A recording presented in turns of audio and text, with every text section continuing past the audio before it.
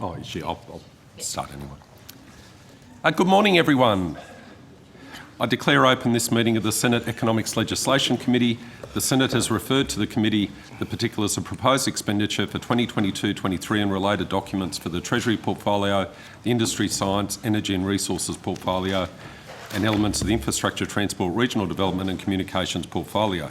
The committee may also examine the annual reports of the departments and agencies appearing before it. The committee has set 14 April 2022 as the date by which senators are to submit written questions on notice, and 27 May 2022 as the date for the return of answers to questions taken on notice. Under Standing Order 26, the committee must take all evidence in public session.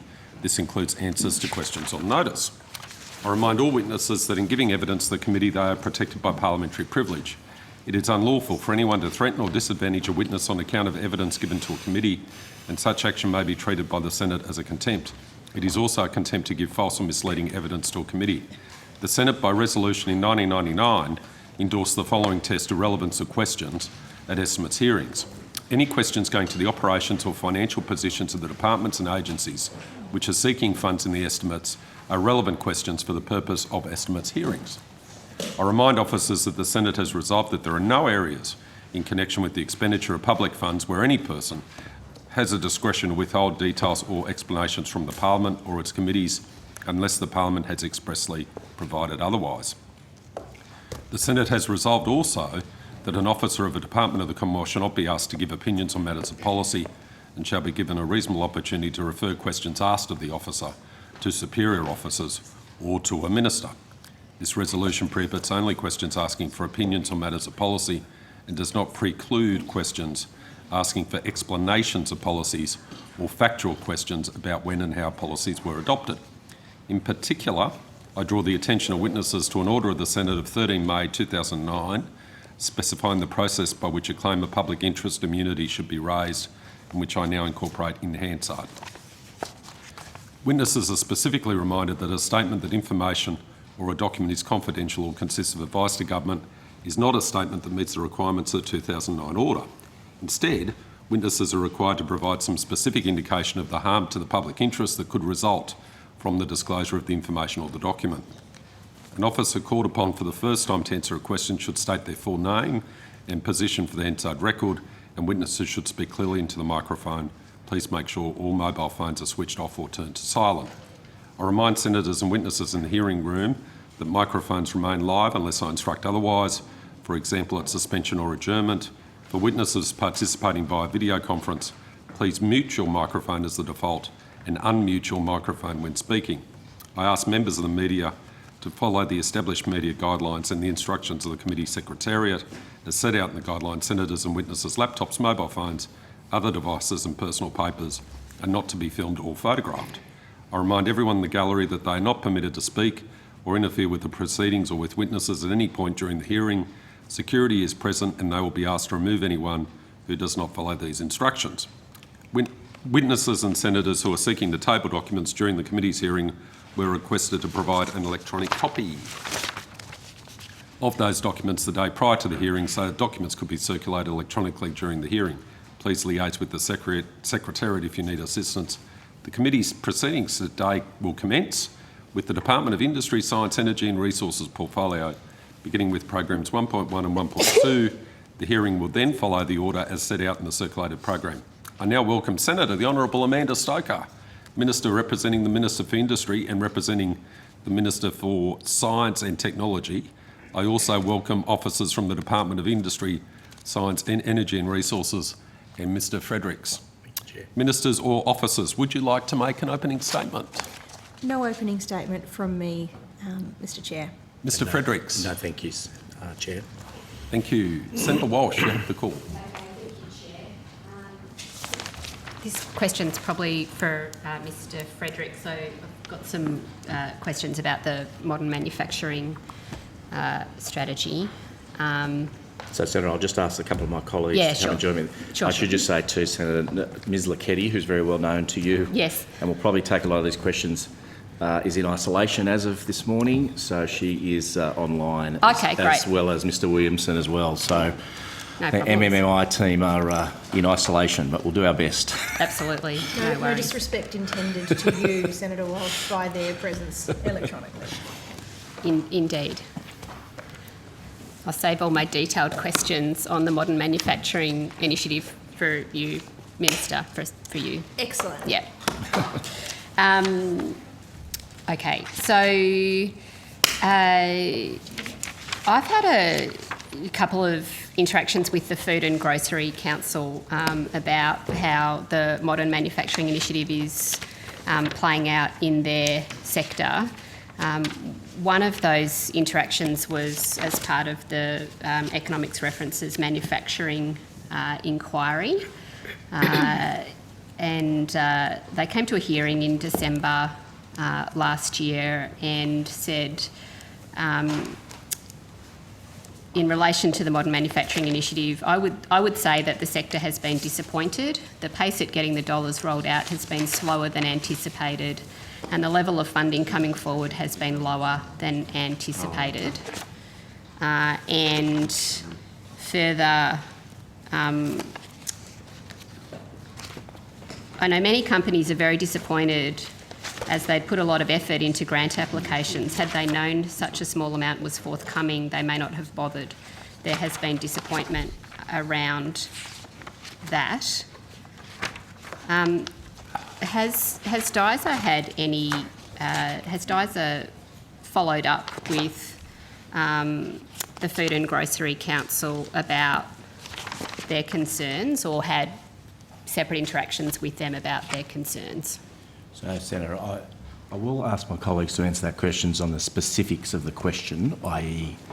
The follow-up, but I may need to address that more generally, but in fairness to you, I'll get an answer to your question first. Sure. Yep. Senator Nick Purtell, General Manager, Manufacturing Division. So can I just double check the date of that? 8th of December. Yeah, I thought it was. Yeah. So the first thing to note, Senator, of course, is that predated a lot of the announcements that Ms Lucchetti spoke about last time, like the fact that there have been a lot of announcements in January and February and March. But in answer to your specific question, yes, we engage with AFGC regularly. In fact, the head of the AFGC was one of the members of the Food and Beverage Roadmap Task Force. Tanya Barden was on the Food and Beverage Roadmap Task Force that developed that document, and we meet with them regularly to talk about food and beverage, but they also participate in our supply chain roundtable. We're having the next one this afternoon. That's every 2 to 4 weeks, and AFGC is always there. And have they expressed these concerns to you? And I say this is I acknowledge that what I'm about to say is a little unfair, which is that I met with them a couple of weeks ago and they said the same thing. So I don't think any announcements in between have changed their view, but have they expressed that view to you? They haven't. We saw some of those comments because I think some of them were in public hearings, if I'm not mistaken, Senator. But so we certainly saw those. So I was aware of them, but no, they haven't raised it with me. And my position, I would have thought that the announcements that took place in the last couple of months would have addressed them. So obviously, I'll raise that with them next time I meet with them. Okay, and so it would be your role to respond to the criticisms that they made, but you didn't specifically seek to do so. Well, I think it's our role to engage with companies and with industry bodies who operate in manufacturing to get feedback on the processes, but from my perspective as well, to make sure that the policy is correctly lined up, is correctly fine-tuned. So that's probably the number one reason we would engage with the AFGC. Yeah. Yeah. No one, but no, yeah, and no one specifically sort of went to them and said, we've seen these concerns, can we work them through with you? But you are engaging with them in a fairly substantial way. That's correct, Senator. Okay. Mr. Fredericks, I guess there's a broader sort of analysis there. You indicated that you may want to sort of address that. I've heard it from a few different employers in different sectors, which is this notion that if you want to give us a grant, we like that, that's nice, but we can't really bank on it, and it's a lot of work to get a small, what they might consider to be a fairly small grant and what they're looking for is a sort of a longer term strategy. Have you had that feedback, and what's your analysis? So I there? think it's, so if you don't mind, Senator, I'll deal with that on the sort of broader point, which is kind of the critique there is perhaps could be defined as, you know, the first issue is the speed of rollout. And I won't belabour this one, Senator, because I did deal with this at the last Senate estimates. And at the end of the day, the public service in these situations do our very best to strike a balance in the speed of rollout of these programs. I'm very, very conscious to make sure that we're getting value for money, that we're doing everything that probity requires us to do. And so, they're important considerations that take time in the planning and the rollout of grants programs like these. It's fair, though, to say that that has to be balanced against getting the program out at a reasonable speed, because that's the expectation of the people who engage with us. And in fairness, you've got to have some empathy for companies that want to engage and potentially receive grant funding as quickly as possible. We do our best to explain the sort of broader probity and circumstances that we work within, and by and large that reaches a pretty satisfactory conclusion. But I can say, Senator, that I'm personally satisfied with the balance that we struck between speed of delivery and attention to probity and other due diligence issues in the rollout of the program. Just one thing on the quantum. Quantum's not easy, and one of the criticisms I think the Food and Grocery Council made softly was around the quantum that was available. A couple of points to make about that. One is, so Senator, when the guidelines go out for particular programs, the aggregate quantum of funding that's available is publicly known. And we do that because, in fairness, we do need to give potential applicants an understanding of the pool of money for which they're competing. And of course, we also give an indication of the scale of potential funding. So as an example, for the collaboration stream, we made it clear in the guidelines that 800 million was the pool that was available, and we made it clear that the scale of grant, the team will correct me if I'm wrong, but it was around 80 million, 20 to 100 million. So we do our best to give... Sorry, could you... sorry to interrupt you, but could you repeat that? When you said the scale of the grant there, was that like an average? Yeah, we try to give a sort of a range of what the potential grant could be. Yeah, and what was it, sorry? So Joanne Mulder, General Manager, Manufacturing Division. Yeah. So in the grant guidelines, the grant amount was from $20 million to $200 million. But certainly in our narrative, we spoke around, as the Secretary has just said, an average grant might be around 80 million or something like that. Okay. But that was the narrative, not what was in the guidelines. So we're conscious of that. And to be fair, we kind of do that in order to give the best transparency we can to applicants about the quantum of pool of funding that they're bidding into and the sort of scale of the bid that they should be positioning. So I do firmly believe there's very strong transparency about the quantum of funding that's available. Of course, Senator, what you can't then judge is how many applicants you receive, and we do our best to understand that. But the truth of the matter is, I think, these programs, to be really frank with you, have been so successful that the level of applications to them has been very, very strong. And so consequently, a range of potential applicants haven't been successful. So that's, we've got to manage that. But we do everything we can to set proper expectations so that the notion that the funding that is available was lower than we thought objectively can't really be sustained. Right. So there was a sort of you've gone to the speed of the rollout and the quantum in response to Ms Barden's comments from the Food and Grocery Council that had they known such a small amount was forthcoming, they may not have bothered, even if they were successful, that they may not have bothered.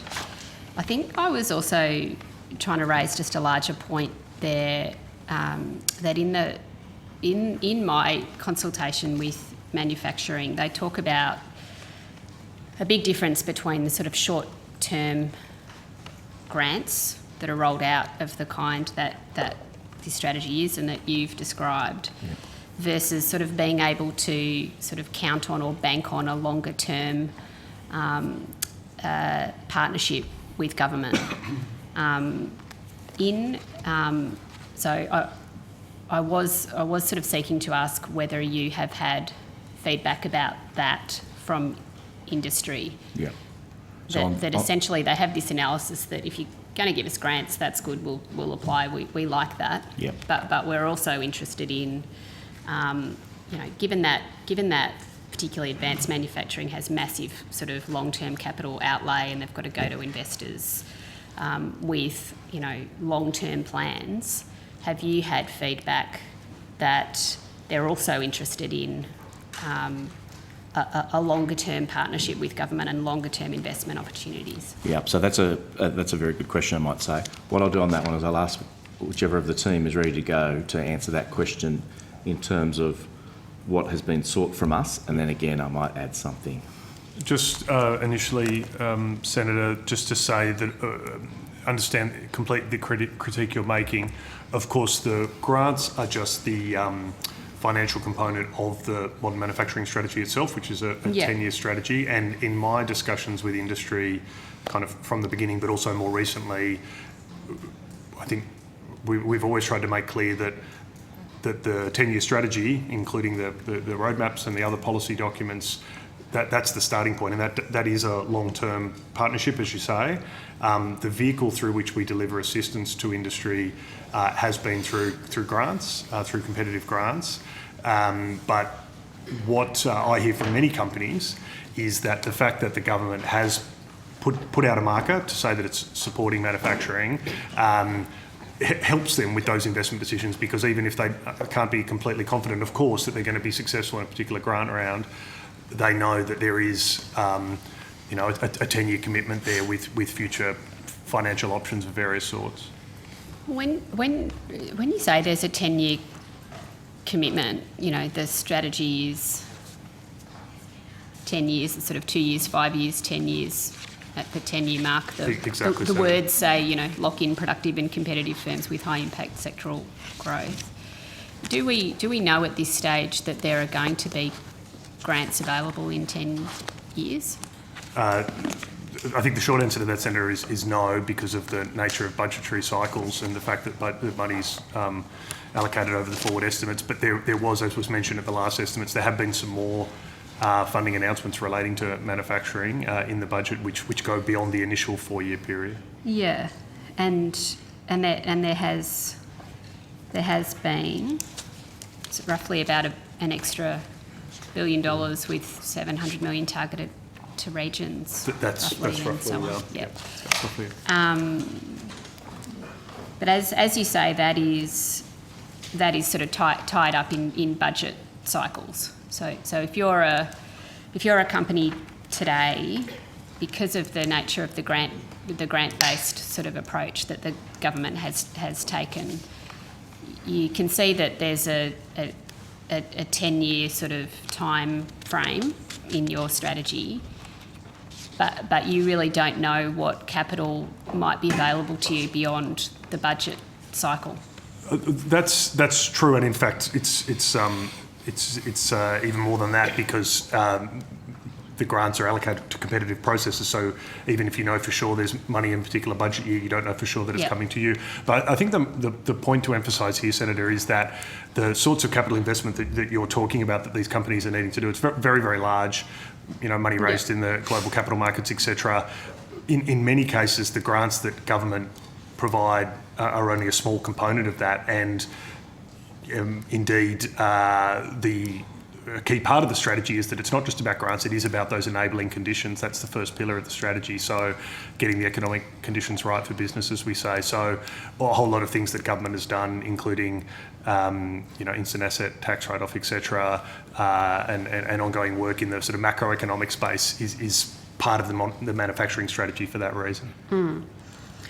But so, I mean, there is basically, in this strategy, there's no long-term component of the strategy like a long-term sort of financing vehicle. That's just a fact. That's just not the policy. The policy is not to have a long-term financing vehicle. That's correct. The only nuance I'd put onto that, Senator, is noting that there is an overlap between manufacturing and a number of other parts of government policy. So, for example, we have a clean energy priority and we have critical minerals priority. There are government financing entities, debt financing entities, I think is what you're referring to, and of course ARENA as well, that operate in those spaces over the longer term. So there is some of that longer term, larger scale debt finance available, but it's not strictly tied to manufacturing. That's correct.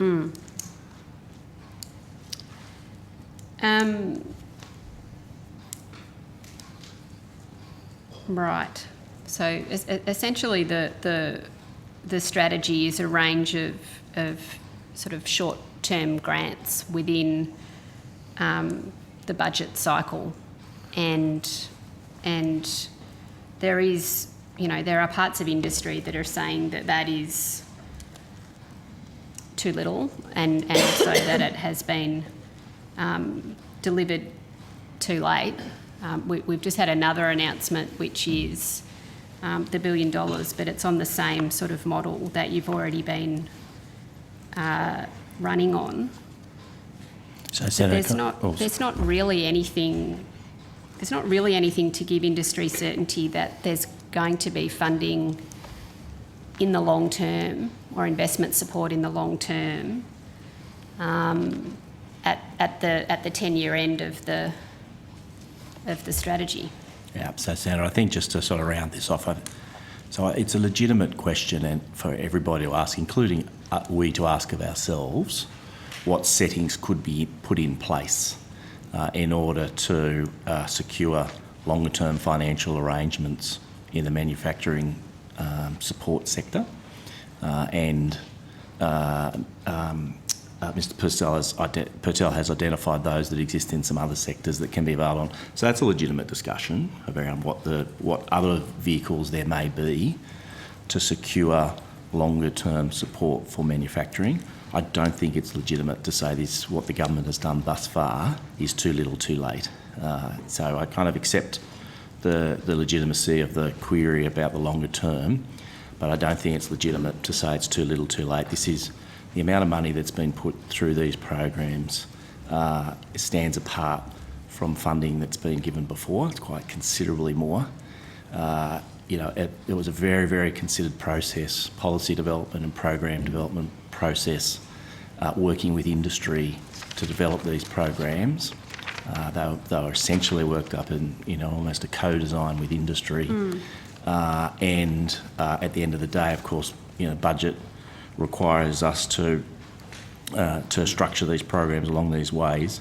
So, I think these are very substantial programs and they will be found to be very, very successful. And I think that would be a majority view. Legitimate questions around what next. Senator Walsh, I do need to give the call to Senator McDonald. So if you've got one more question before we share the call. Yeah, I mean, I guess again I would say that this is, there's no question about what the policy is. It's a series of grants that are, contained within a budget cycle that are relatively short term. That's the strategy. Senator, sorry, I'm not sure that's right. The strategy isn't the grants. The modern manufacturing strategy, it is a document that sets out a number of policy goals or kind of analysis of the manufacturing sector. The fact that in Australia we should be competing on value, not price. The fact that there's room for government and industry to work together to scale up because of the various geographic challenges that we've traditionally faced. That's in the strategy document itself, and then that's supplemented by the roadmaps which go into more detail about the strategy for each of the 6 priority areas.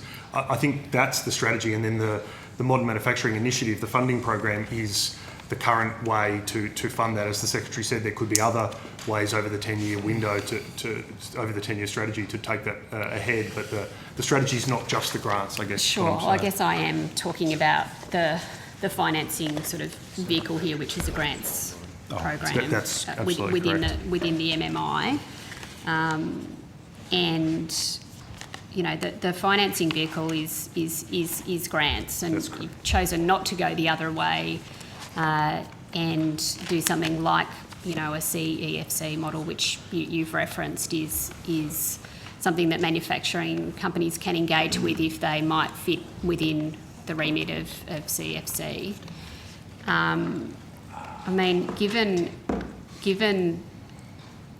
Given to get my language correct here, given the financing vehicle within MMI is a series of short-term grants attached to a budget cycle, what can government point to that manufacturing can look to for a sort of a 10-year horizon in terms of actual financing vehicles? So if you're a manufacturing firm today and you want to go to market, you want to look for investment, do you go and say, here, I got a $20 million or an $80 million grant, partner with me for 10 years? What do companies do under this financing vehicle to have a long-term strategy, a 10-year strategy? What is government doing to assist financing in this sector over a much longer-term horizon? Senator Walsh, I beg your pardon, Mr. Fredericks.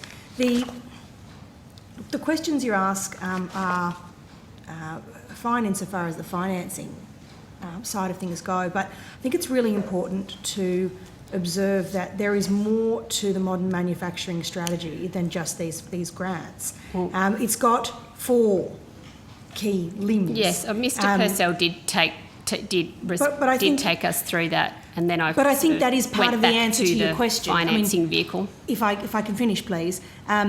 You asked what is it that somebody who is participating in the manufacturing market can look to. Well, they can look to the fact that this isn't just a short-term grant strategy.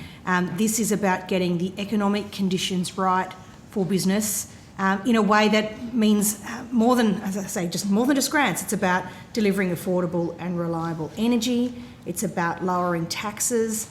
It's about making science and technology work for industry and for jobs, so that the research and the innovation that's coming out aligns with areas of focus, like, for instance, new energy technologies. It also involves focusing on our areas of advantage. So with our 6 national manufacturing priorities, including medical products, defence, food and beverage, manufacturing, of course you've mentioned food and beverage, yes. Critical minerals, clean energy and space. In terms of financing, it is just a short-term grants process, though, isn't it? If I could just finish for a second. In terms of financing, it is a short-term grants process. Well, it's just the policy. It's not controversial. Look, I don't think there's anything wrong with observing that grants are a part of that strategy, but ultimately, this is about building the longer-term national resilience that delivers a strong economy for the long term, so that supply chains are more resilient and we've got more diversification in our manufacturing sector. That will pay dividends for people throughout the manufacturing market. It will make the investment climate more enthusiastic. It will build people's trust that, in a sovereign sense, this is a good environment to engage in the manufacturing business. And all of those things support an environment where financing becomes a much easier thing to get. Okay, I've got to share the call. Well, just given the Minister just gave quite a long Sorry, answer. Senator Walsh, you've had the call for 25 minutes. Well, I'm sorry, Senator Walsh. The Minister's given quite a long answer. But this is not, sorry, Senator Walsh, it's not a debate. I just have to respond you don't that need after to, Senator 9 Walsh. years in government, it took seven years to come up with a strategy which is short-term grants and cash splashes. Well, I think I just told you that it's not Minister, please grants. don't engage, please. Senator McDonald, you've got the call. And I know you've got the call, and then we need to move to Senator Patrick, who's participating remotely. So, yes. Senator McDonald. Thanks, Chair.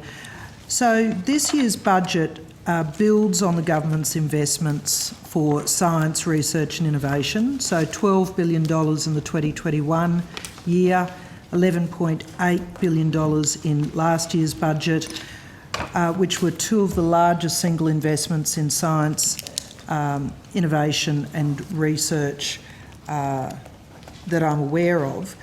I want to turn to the onshore mRNA manufacturing, particularly in light of my interest in developing a vaccine for lumpy skin and its impact on the Northern Australia economy.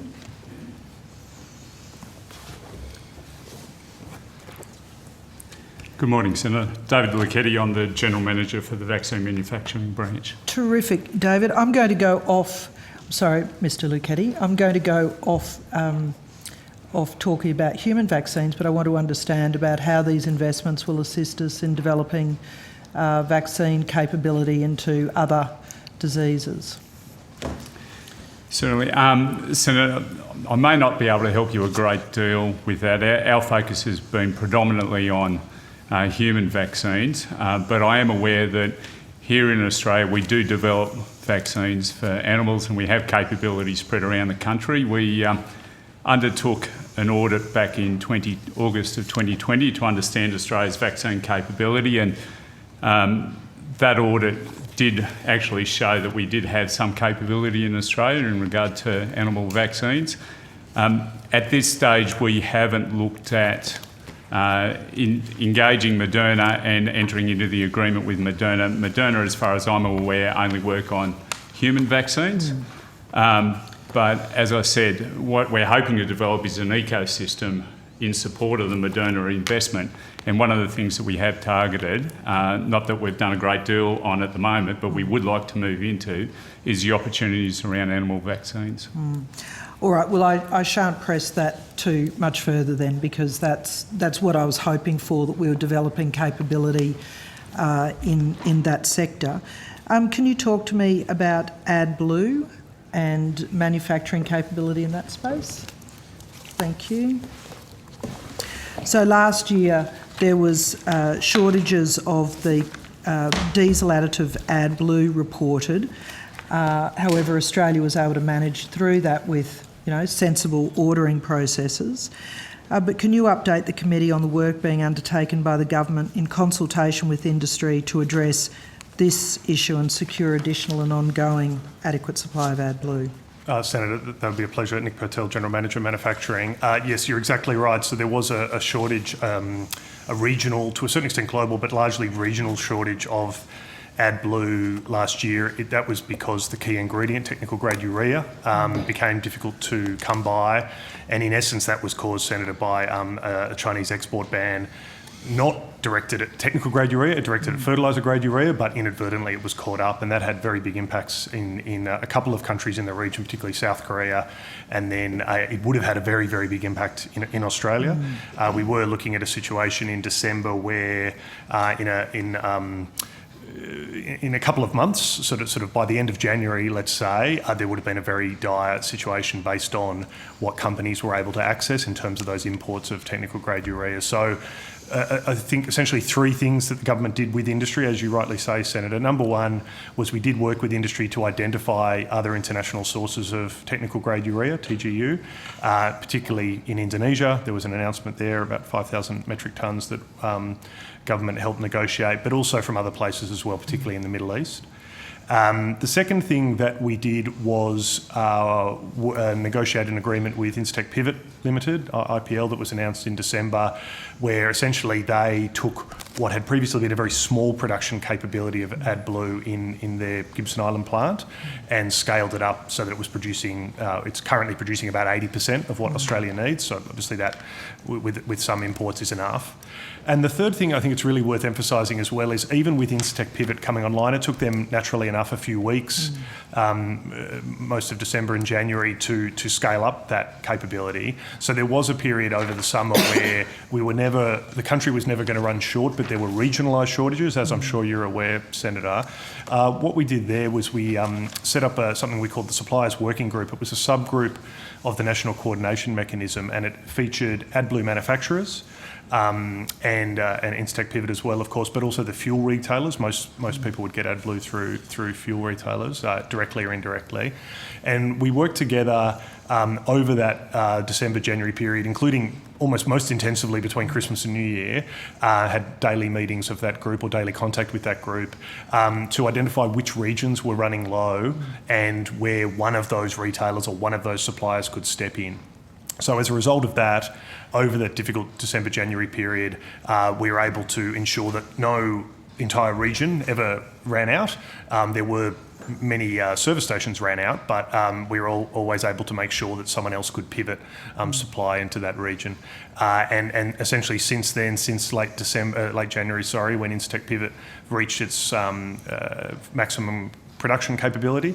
As I said, between that and the imports of technical grade urea, there is now well and truly enough AdBlue in Australia, and indeed the retailers are telling us that they're back to pre-December levels.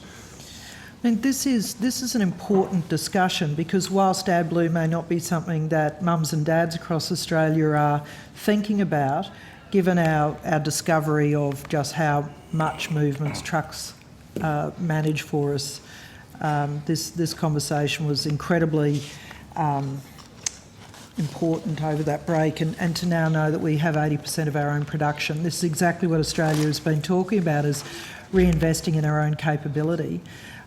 Finally, the NAIF grant for the loan for the Perdaman project in WA, whilst that's a fertiliser grade urea project, I mean, I assume that will also take pressure off the tech grade urea.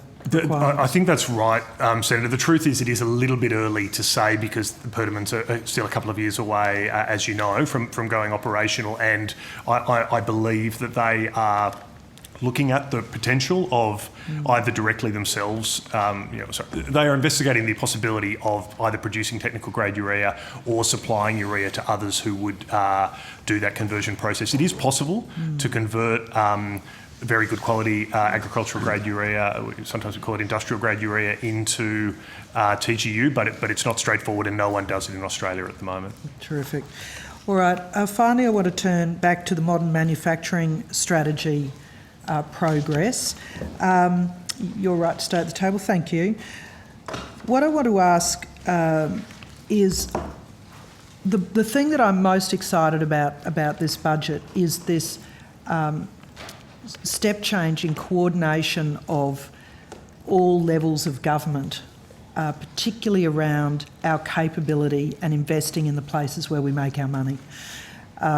So the modern manufacturing strategy, I'm already seeing start to flourish. I think particularly of a company in Brisbane, a medical technology company, Ware Optimo. I'm so excited about the benefits that could have both domestically in Australia. As the Minister's well aware of that company as well. The stuff they're doing is so exciting for human medical assessment in regional and remote places. I think is terrific. But I wanted to ask you about this concept of how we seed fund these Australian innovative ideas. We don't necessarily need to fund them for the rest of their lifetime, but enable them to get to a point that they're commercially investable. So can you provide us with examples of projects that are being funded under the MMI, and how these projects are supporting investment, innovation and growth across the sector? So, Senator, I might just throw to Ms Lucchetti on this one, because if she was here in the room, I know she would grab this question, so I need to orchestrate it. So, Ms Lucchetti, could you take that one, please? So grab it remotely, Ms Lucchetti. So thanks very much, Senator, and apologies for being remote. Narelle Lucchetti, Head of the Manufacturing Division. Sorry, can you just ask that final bit of your question again, please? I wanted you to speak to examples of projects that are being funded under the MMI, and how these projects are supporting investment, innovation and growth across the NMPs, but more broadly the sector. Yep, super, thank you. And look, what I'll do is I'll ask Ms Mulder to come to the table because she can talk in greater depth to the actual programs. So, Senator, thank you very much.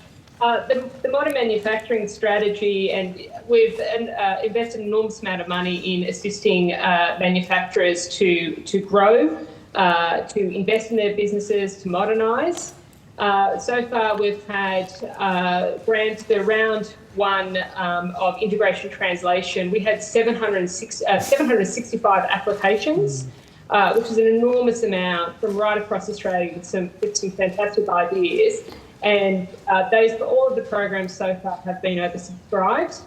Through that, we have 34 applicants who were successful. And it's sort of linking back to your previous question around diesel exhaust fluid as well. Through the modern manufacturing strategy, we were actually able to fund another company in Western Australia who were actually looking at making, I think it is technical grade urea through another one of our grant programs. So we've seen an enormous amount of opportunity coming through the program. What I'll do is, Ms Mulder, I'll get her to jump. It's probably at the table by now. I can't see, but we'll talk about we can talk about the dollars that have been invested thus far, what we're seeing, and also some of the great projects that are coming through.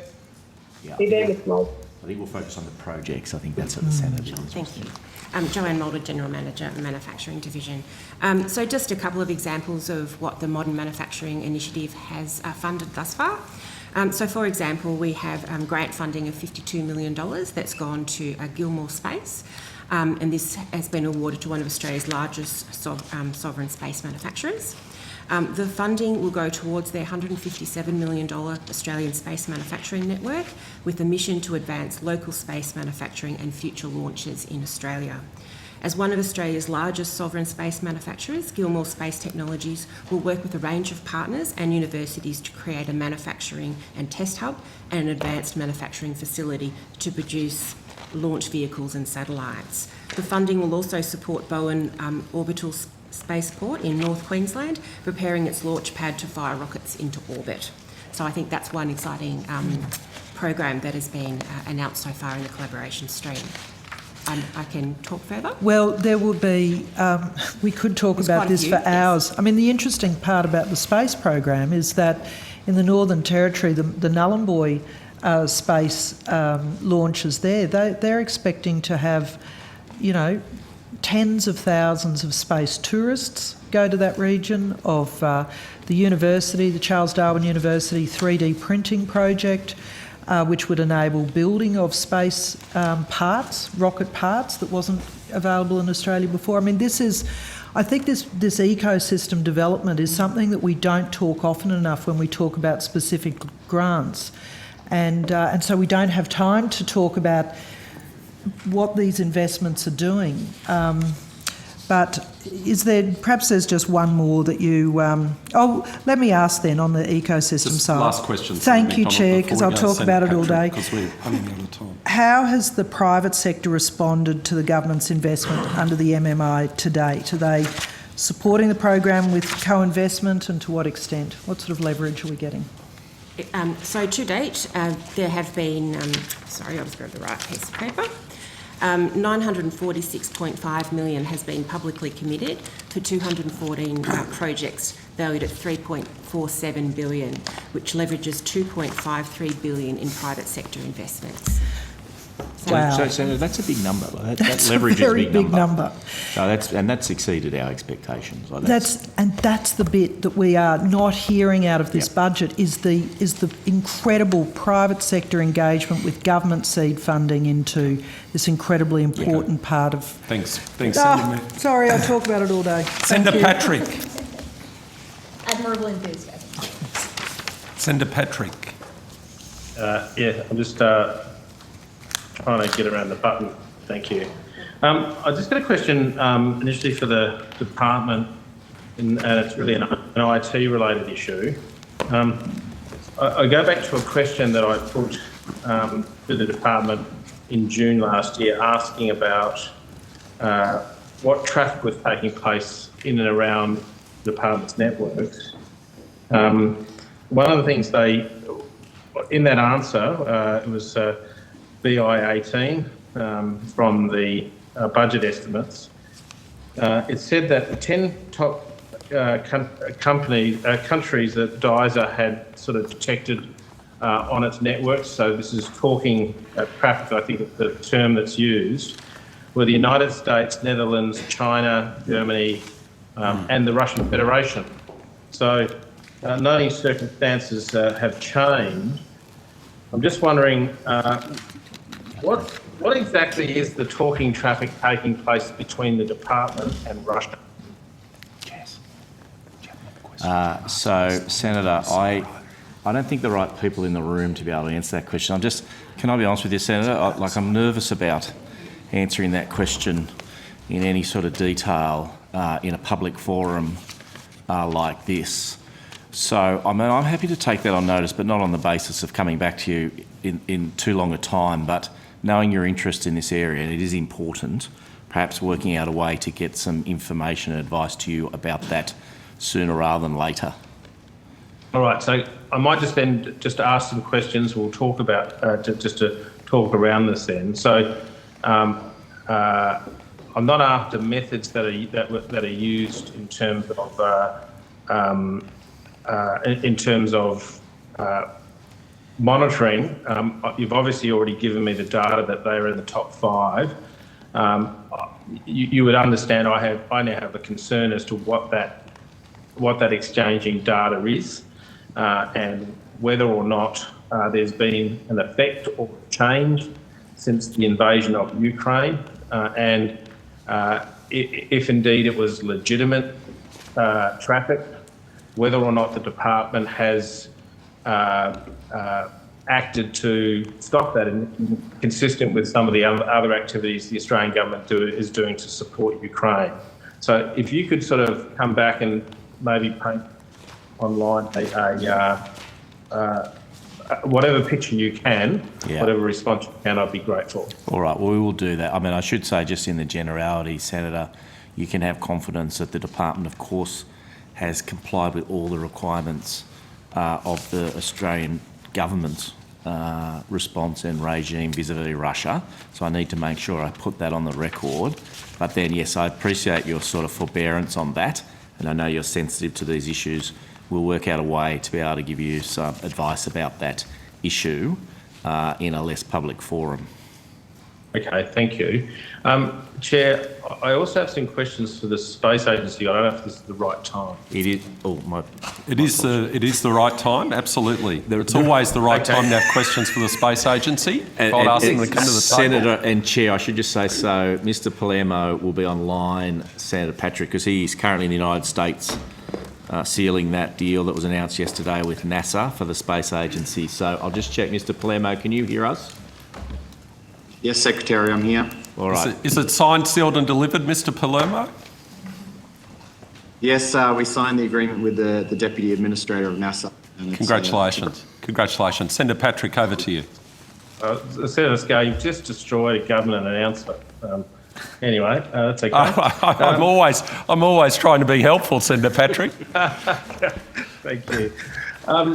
Now, it's noted that the budget included further funding to offset the cost of launch permits, which is really good to see, and it's something we've been discussing about.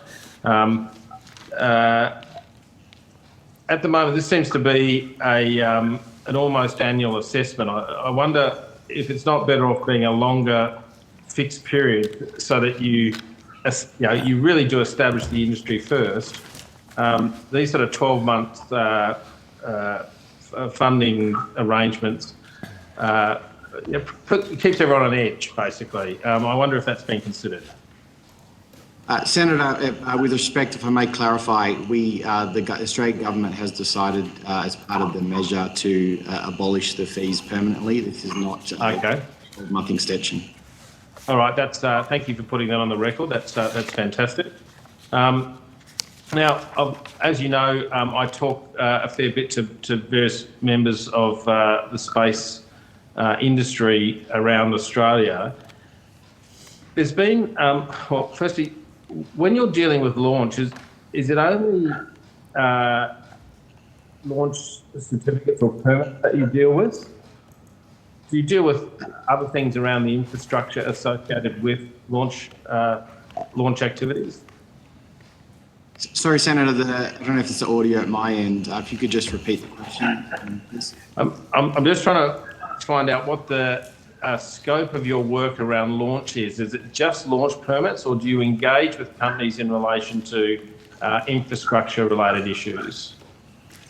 Yeah, so there's multiple aspects to how we deal with launch. So the first area I touch on is access to space, which includes launch, is a priority area in the civil space strategy. So this year we are developing a technical roadmap that will define the aspirational vision for the nation. It will outline the targets for where we see launch and other elements of access to space to go.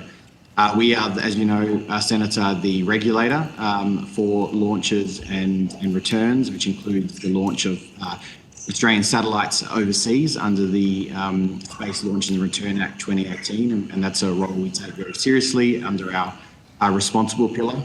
What I would signal is a recent announcement by the government in what we call the Fast Tracking Access to Space measure. Within this $65 million measure, there's approximately $30 million that will see the government co-invest in spaceport infrastructure.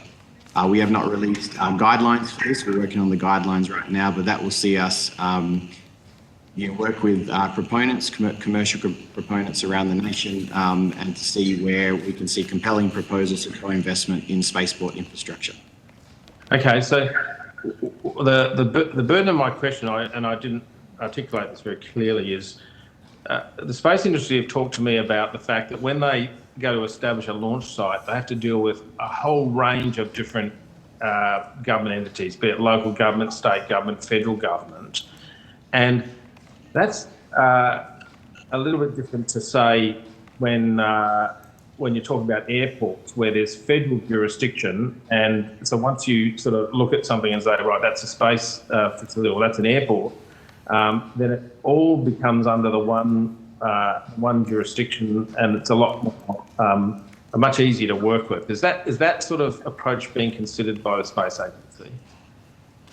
Senator, we're aware of that feedback. We've received it directly from the launch providers, and one of the other measures that was announced recently was the competitive regulations measures, really looking at how we position the opportunity launch from Australia, both for domestic providers and international providers, to be much more competitive. As part of that, there's additional resourcing in the Office of the Space Regulator, and we have reorganised the team to address that feedback in particular.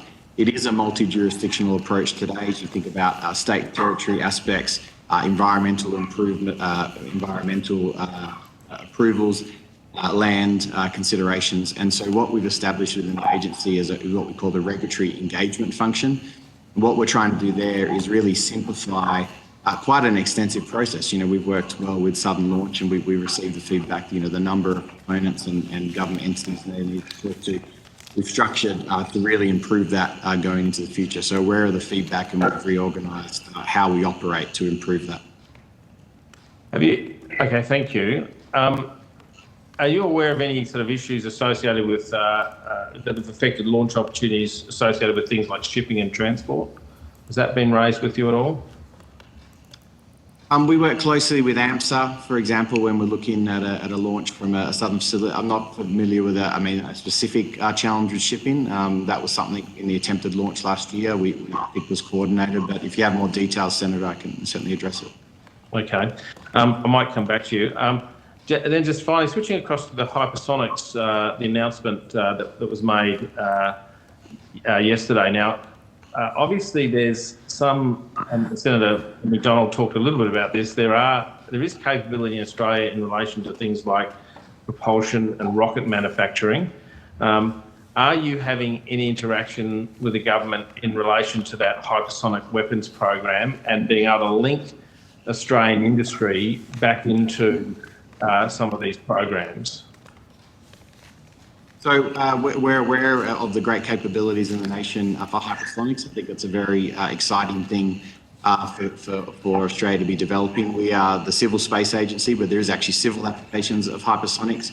Where we will intersect with that is as our mandate to grow and support the sector is to help these companies connect, help them make international partnerships. In fact, one of the main hypersonics companies is here with me in Colorado Springs at Space Symposium, building international collaboration.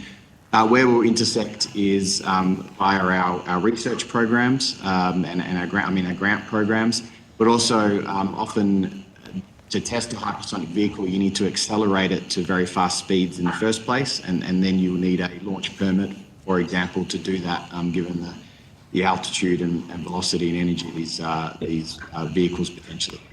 Yeah, so I guess where I'm coming from, and this is a frustration I have with Defence, not with the Space Agency, is, yesterday I asked Defence about what their plans are in terms of looking at industry contribution from an early stage right through to the very end. And, they kind of looked at me and said, well, we don't do that, Senator. We're just in the R&D phase. Now, actually, that's perfunctory in nature in terms of trying to drive industry and help industry, which I know you have a better record at doing so. So this is about whether or not you've sat down with Defence, and I presume you've got all the relevant clearances and being able to say, what is it that's in your program? I'm aware of these industries here that could contribute and offer your expertise to Defence to push along Australian industry into those programs. So rather than just connecting, but actually driving that, because it doesn't just help the Defence program, of course it helps the space program, because you can amortise costs and get work across a whole range of different areas. So this is a question about driving rather than sort of sitting back and looking. So have you engaged with Defence at all? Senator, we're proud to have a very close relationship with Defence, and I think at the last estimate session I walked you through that. Obviously, Space Command was formed in the recent weeks. One of the other things that's a big priority for the agency this year was the Space Strategic Update that Minister Price announced at the Australian Space Forum about a month ago. So the Space Strategic Update is going to be led by the Australian Space Agency, and it's addressing calls for a national space strategy. And what the purpose of the national space strategy is to make sure the way we develop the sector for Defence, the way we develop for civil are aligned. Defence are naturally going to have their strategy, and that's appropriate. But how do we make sure horizontals such as what you're talking about, which is commercialisation, or pathways to development, are sort of aligned? And so we will lead that from a whole of government perspective, and we're doing that right now, but very closely with Defence. So we engage on this a lot. Defence has supported the national mission that was announced for satellites, so that interaction is very close.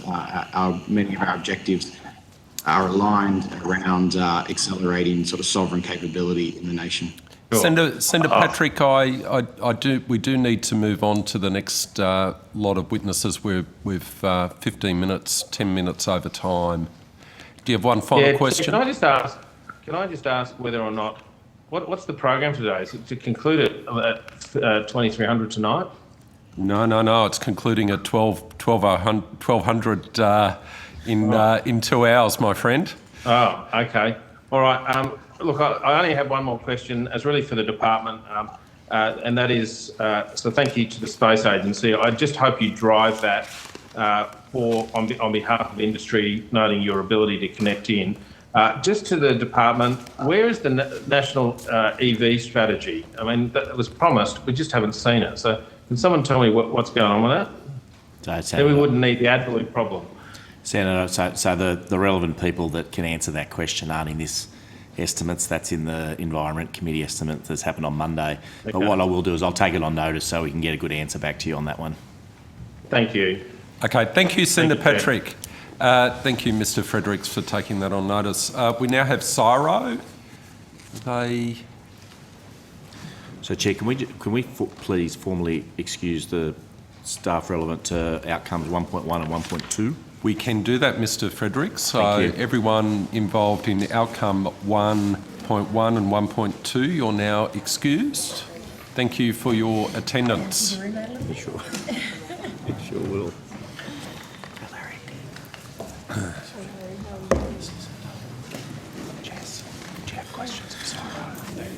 go to you first. Go to you first. Would you want me to? Actually, why go to them first?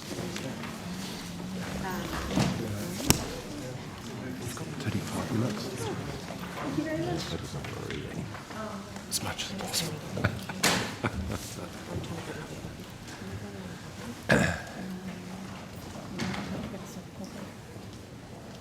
Hello, Dr. Marshall.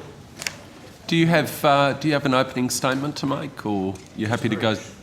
Just a very short one, if it's. It's a very short one. Absolutely. Over to you. Thank you, Chair.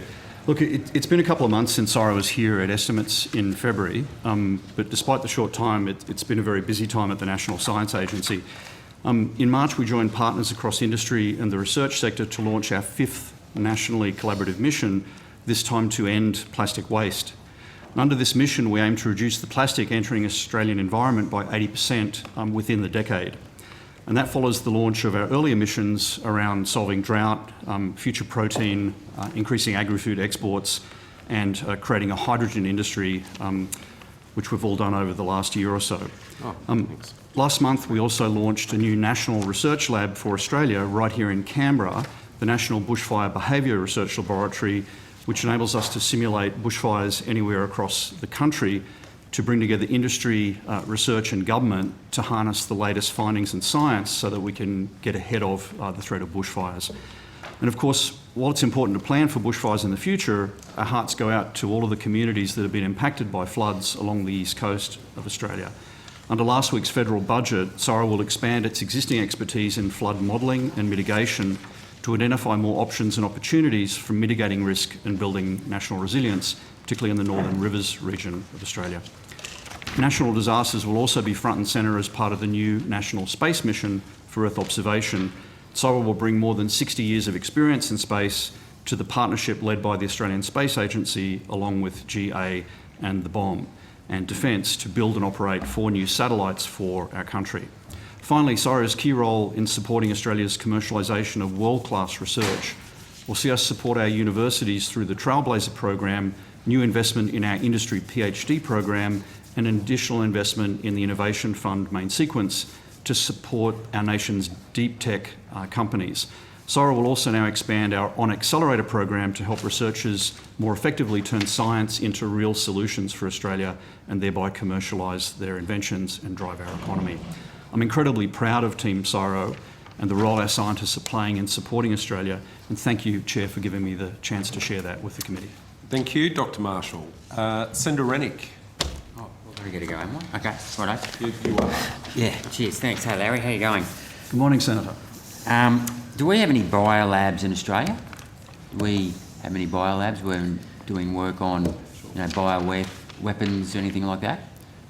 Senator, in SARA we have the Australian Centre for Disease Preparedness, but it's about, defending against biological elements, generally natural ones. Yep.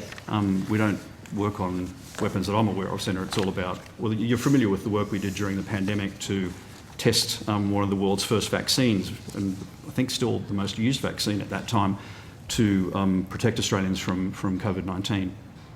Which vaccine was that? That was the AstraZeneca vaccine. Right, okay. No worries. Okay, thanks. Are you aware of Albert Einstein's 1917 paper, The Quantum Theory of Radiation? I am, Senator. Yeah. So you're familiar with his concluding remarks that say that the momentum transferred by radiation is so small that it always drops out as compared to that from other dynamical processes, which would be convection and conduction. I'm just interested, given that Einstein thinks that radiation is such a small part of the heat transfer process, why there's this belief that radiation from carbon dioxide, which is only 0.04% of the atmosphere, is such a threat to human life. So, Senator, in quantum theory, so a photon has no rest mass because it's travelling literally at the speed of light. Yep. So it's basically all energy. Yes. But it still has momentum. Yep. Even though, classical physics, momentum equals mass times velocity. Yep. But quantum mechanics, it still has a momentum value which is determined by its energy, and I think it's Planck's constant h times the frequency of equals the hv. light. Yep. No, well, yep. But how does, I'm just trying to understand how that connects to... Well, I guess what I'm asking is Einstein himself says that radiation is an insignificant form of energy compared to convection and conduction. This is not relevant. Right, and to if we this go case. back to, the second law of thermodynamics that says the entropy of a system always increases, at the end of the day, convection, so the idea under climate change is that effectively, carbon dioxide traps heat in the atmosphere, even though heat's kinetic energy, which is the energy of motion, so that's an oxymoron statement in itself, moronic statement in itself. So what's this got to do with Okay, but estimates? ultimately, we're always going to come back to a dry adiabatic lapse rate of about 6 degrees per kilometre.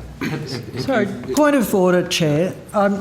Fascinating question, Senator Rennick, but we've got very limited time with these agencies. I want to ask questions of the budget. Okay, Senator McDonald, we have just signed up to net zero. We have, as in the last set of estimates, we were told there were 40 you need to debate it with me. Okay, Please just 40 ask him a different question. climate models, and I'm trying to ascertain what model and what algorithm and what methods we're going to be using, in order to track our carbon emissions and how much heat, because at the end of the day, carbon's a means to an end, which is limiting the increase in temperature of the atmosphere. So the question is, how are we going to actually audit this process whereby we have spent over $30 billion in subsidies on renewable energy, despite the fact that we're supposed to believe in the free market? How are we actually going to design a model that is efficiently going to track the amount of heat that's radiated out of the Australian mainland? Dr. Marshall. So, Senator, my agency, which is your National Science Agency, all of yours, our focus with respect to climate change is recognising there's an existential threat to many of our greatest industries. If the world does shift to net zero, it'll be very difficult for us to export some of the products that have made this country's economy so strong. Yeah. So essentially we're trying to figure out either how to mitigate the carbon. So we have a number of projects for CCS and CCSU in the Northern Territory, for example, to help capture the carbon and store it or use it somewhere else. We've tried to reinvent products like coal. So I'll pick you up there, because mitigating carbon, and this is the point I'm getting at, is the amount of radiation and heat emitted from carbon is very small. So my question is that how much carbon do you think, if you mitigate it, is going to actually reduce the temperature of the atmosphere by 1.5 degrees by 2050, whatever the target is? So Senator, I'm going to go back a little bit to my astronomy just for a second. It'll only take a minute. But so the CO2 in our atmosphere basically insulates us from the absolute zero of space. So it's really important for life on the planet. Yep. And we know that the temperature of the Earth is about 16 degrees warmer today than it was a very long time ago. Yep. And that's been good for us because that's given us a good climate. And that's a natural equilibrium as the Earth developed. But the challenge at the moment is the level of CO2 in the atmosphere now on the particular isotope that comes from the burning of fossil fuels has increased significantly over the last century. And that's leading to a very small increase in global temperatures. It's that we're worried Senator about. Rennick, if you could just let Dr. Marshall answer the question, please. So it's that small increase that we're worried about.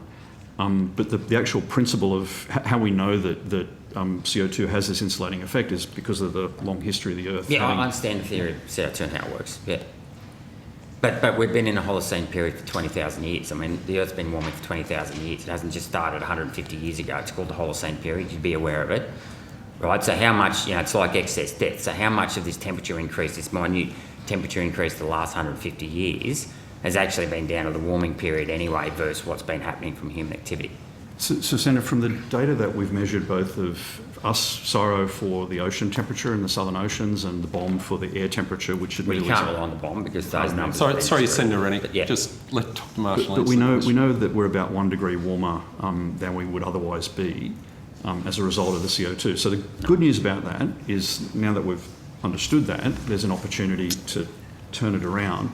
But Senator, it is a global issue. I mean, Australia's roughly 1% Okay, that's fine, but I want to know how you are going to audit it. How are we going to view which one of these 40 different models, because despite being told the mantra is the science is settled, there's still 40 different models. I would have thought if the science was settled, there wasn't 40 different models to begin with. Yeah, so Senator, our focus, for us, it's not about how you measure it. It's about how do we work with the coal industry and the oil and gas industry to figure out how to either reinvent their products so that they can keep exporting a different product that doesn't have emissions, or how we can mitigate their emissions, how we can keep those industries healthy as a result of this global huge market. Well, what gets Senator measured Rennick, someone just else's- one last question, then Yeah. I've got to share the call. Okay, okay. Well, just say what gets measured gets improved. So to say that our job's not to measure it as the CSIRO, I would dispute that, because I would have thought that's a very scientific process. But I'll just finish with this, right? If the weight of the atmosphere is 5 to 10 to the power of 15,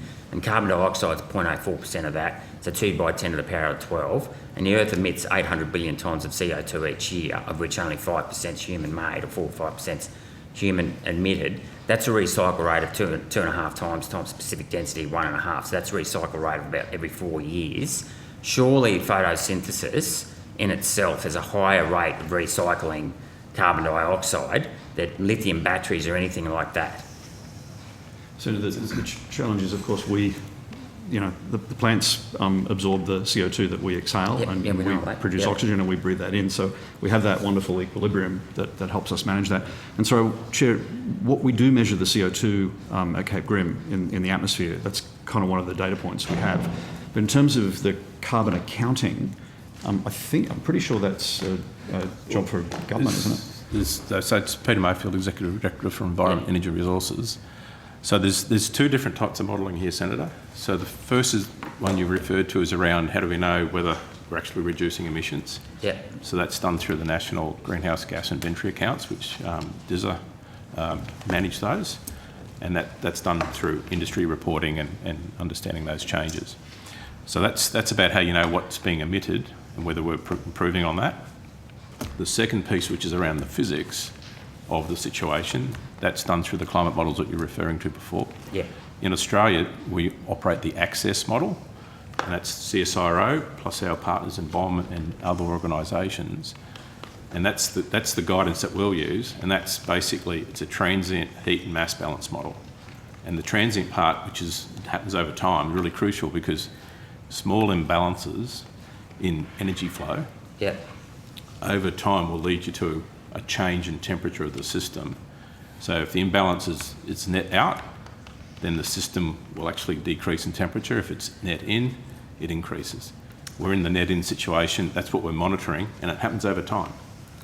I realise that, but won't the entropy of a system always come back to decrease? So effectively any excess heat in the atmosphere will eventually blow off into outer space. So the entropy always increases.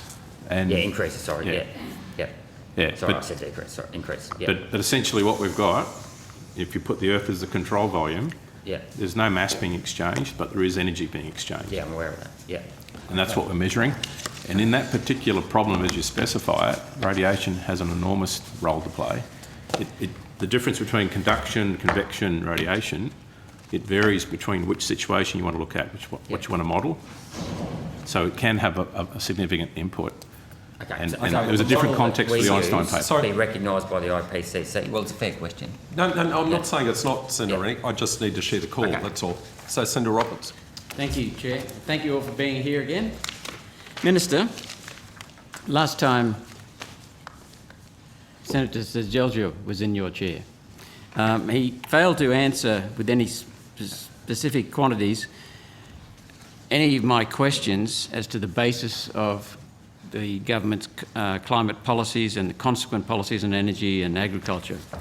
I specifically asked him about the government's change to its 2050 net zero policy, complete reversal of it.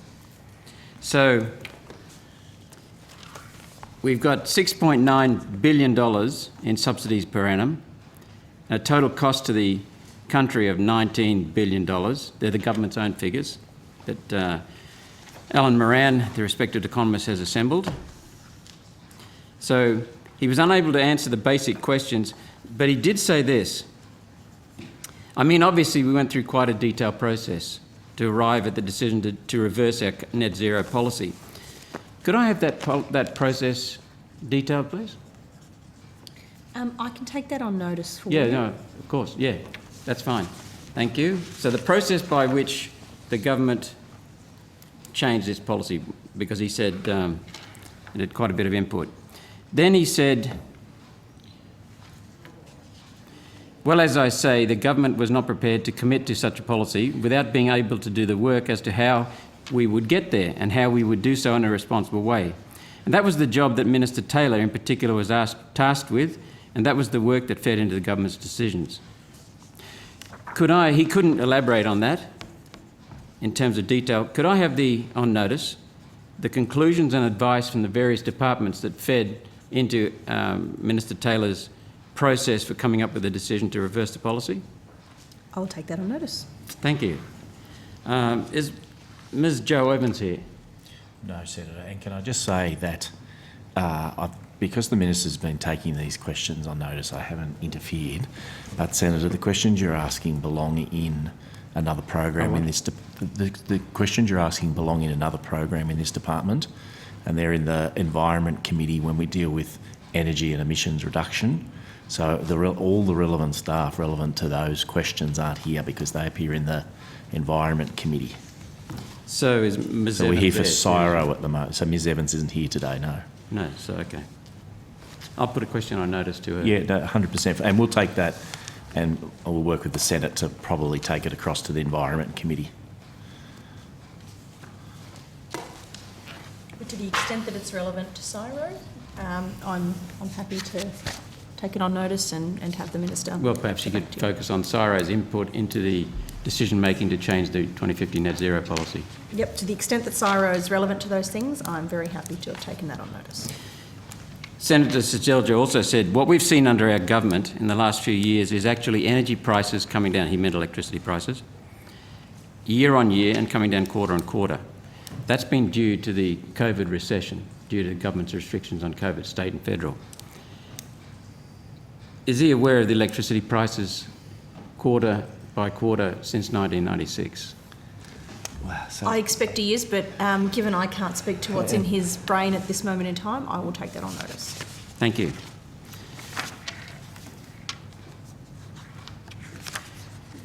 Minister, the Bureau of Meteorology and CSIRO worked together producing the State of the Climate report.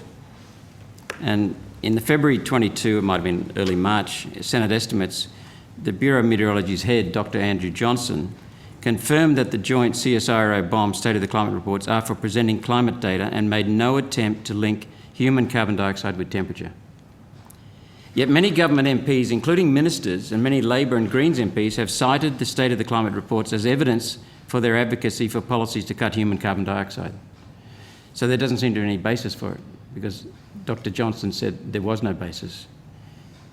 Wouldn't be the first time politicians in this place had used data in ways that Thank you. Don't necessarily align with how it was intended. I'd suggest that's a reflection of human failings and human differences in interpretation. Thank you.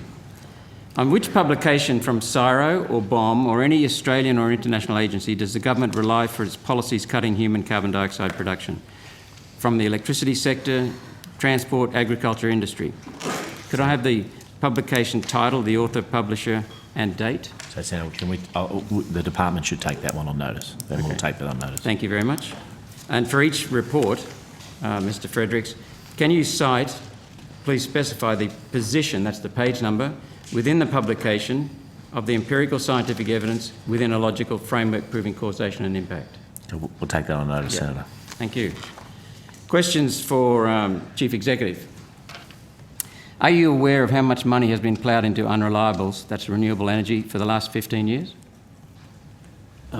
Senator, I'm not sure I can answer that question, or what are you actually asking me?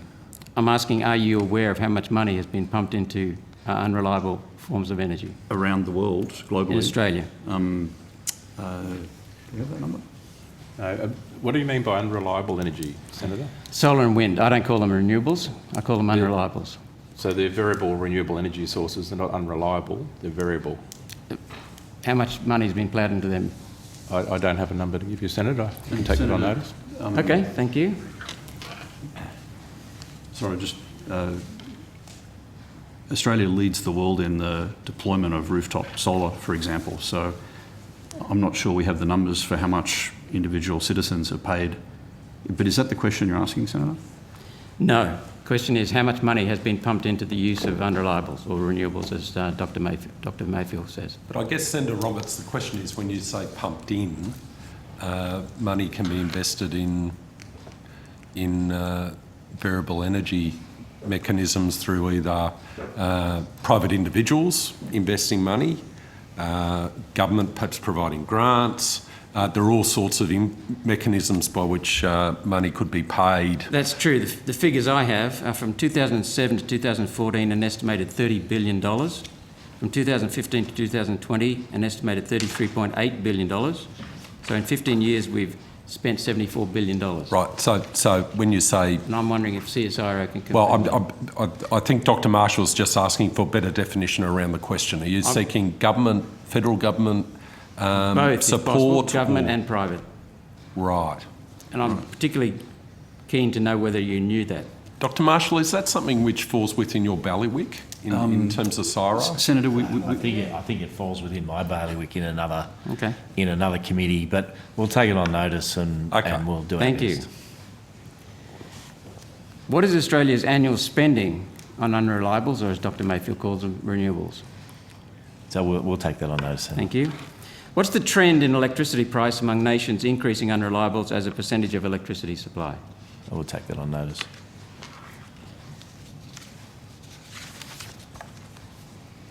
Now, CSIRO is not a finance or accountancy agency, I take it, correct? We're the National Science Agency, actually your National Science Agency, Senator. Well, I've seen little evidence of science in some fields, but it used to be a very high reputation, CSIRO, so... It still is a very high reputation. In some areas it has certainly got high reputation, but it's being tarnished. And yet CSIRO allocates considerable resources, I understand, to estimating the costs of a wide array of different electricity generation technologies. Conveniently for those who contend that renewable energy is the future, this claims the lowest cost supply is wind and solar. Can you explain why? So, Senator, are you referring to our GenCost report, which we do? I'm referring to your work advising governments on the use of unreliables, renewables. So each year, or every 2 years, I guess we... Annually. So we publish a document which compares the cost of various types of energy to help the community better understand how the markets are changing between traditional energy sources and new energy sources. But I think that's the document you're mentioning. Okay, thank you. Next question. In determining that wind or solar have superior costs to hydrocarbon sources, CSIRO does not proceed to explain why these generator sources have and require subsidies that amount to some $7 billion a year and comprise half the revenues of wind and solar. Why do they need subsidies? Senator, I think the question of a subsidy is actually a policy question. We can answer a science question, but not really a policy question. If I can also add there, Senator, the GenCost report, the objective of that is to look at different technologies and understand what it would cost to basically install that technology at its current state of the art. So it's about a technology cost. It doesn't go into how you invest or who invests or where that money comes from. It's about, if you want to build one of these, this is what it currently costs based on the best available data in the market and engineering firms. So, Senator Roberts, can I do need to share the call. Senator Walsh has got some questions, Senator McDonald has some questions, and I've only got... I've got another 2 questions, Chair. All right. I've got a few more, but two for now will do. 2 for now, thank you. Many factors and assumptions are involved in estimating what you just said, Dr Mayfield, the costs of electricity from various generation sources and comparing those costs of different technologies.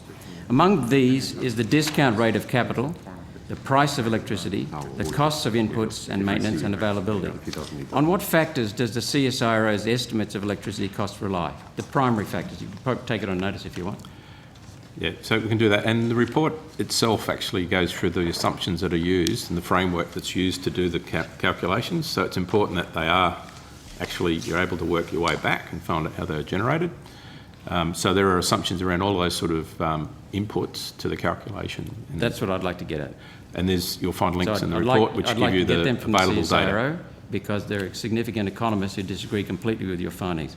And could I have the numerical values of the assumptions and the factors, please? We'll be able to give you the link to the data. Yeah, that'd be fine. We can send you the report with the references. Thank you. As the Chief Executive, last question, Do you stand by the assumptions and methods used to develop CSIRO's estimates of electricity prices using various technologies?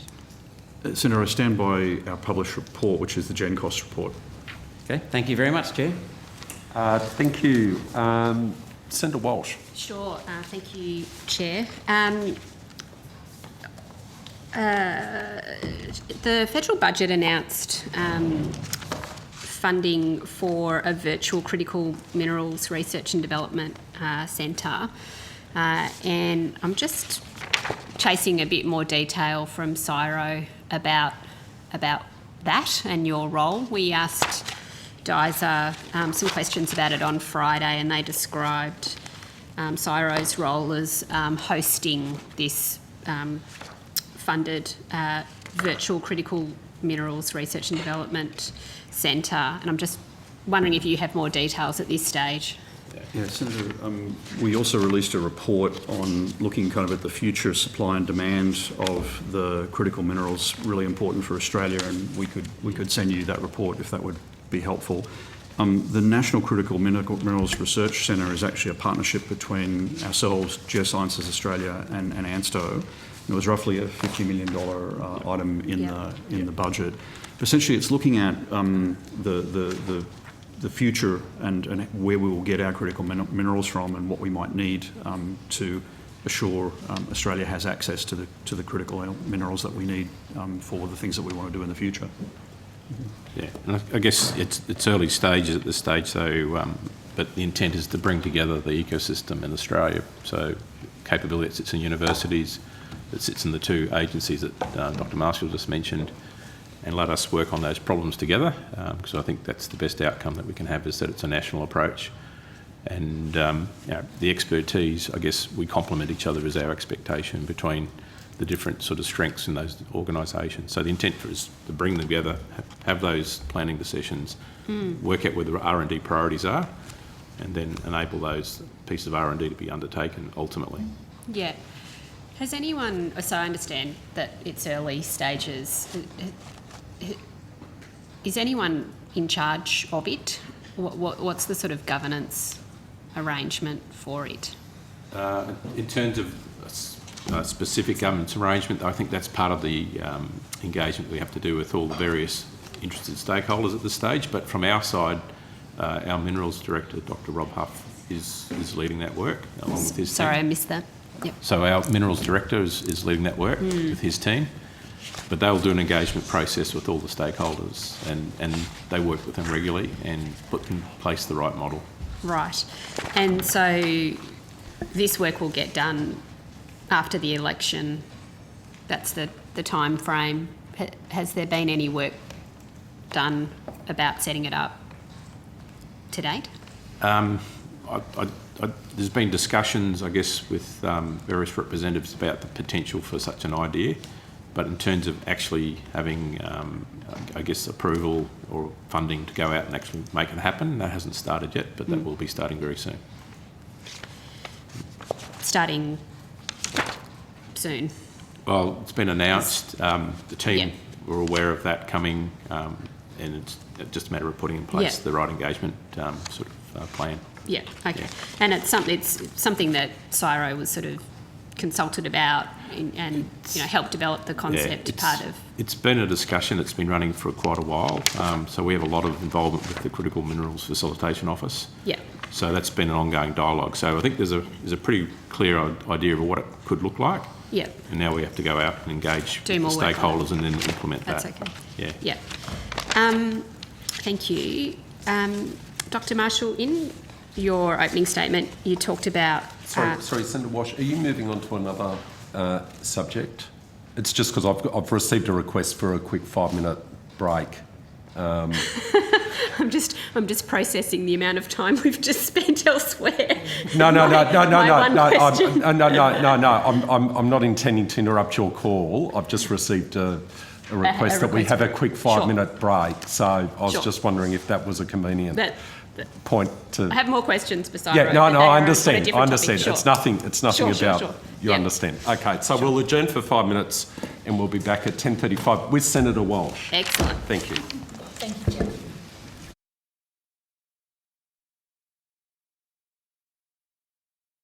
Okay, we'll recommence proceedings. Senator Walsh, you still have the call. Thank you, Chair.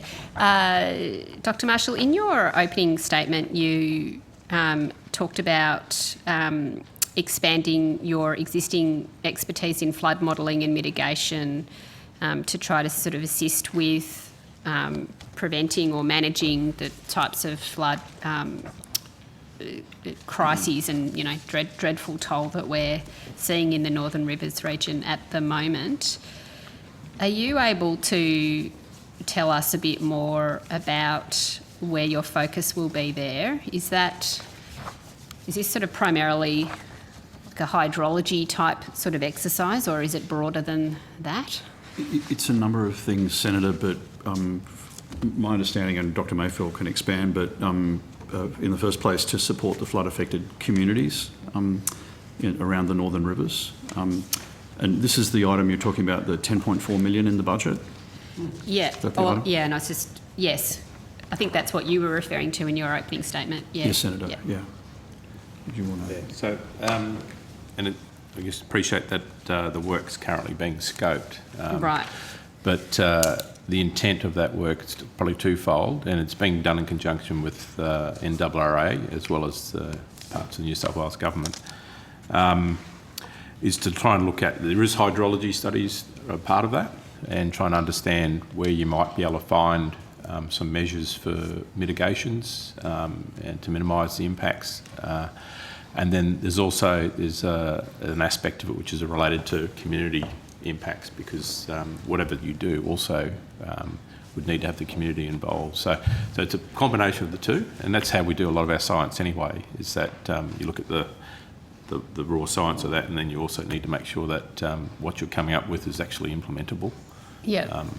So that's going to happen over 2 years. The team's sort of heading up that way next week with NRRA to start looking at some of the detail.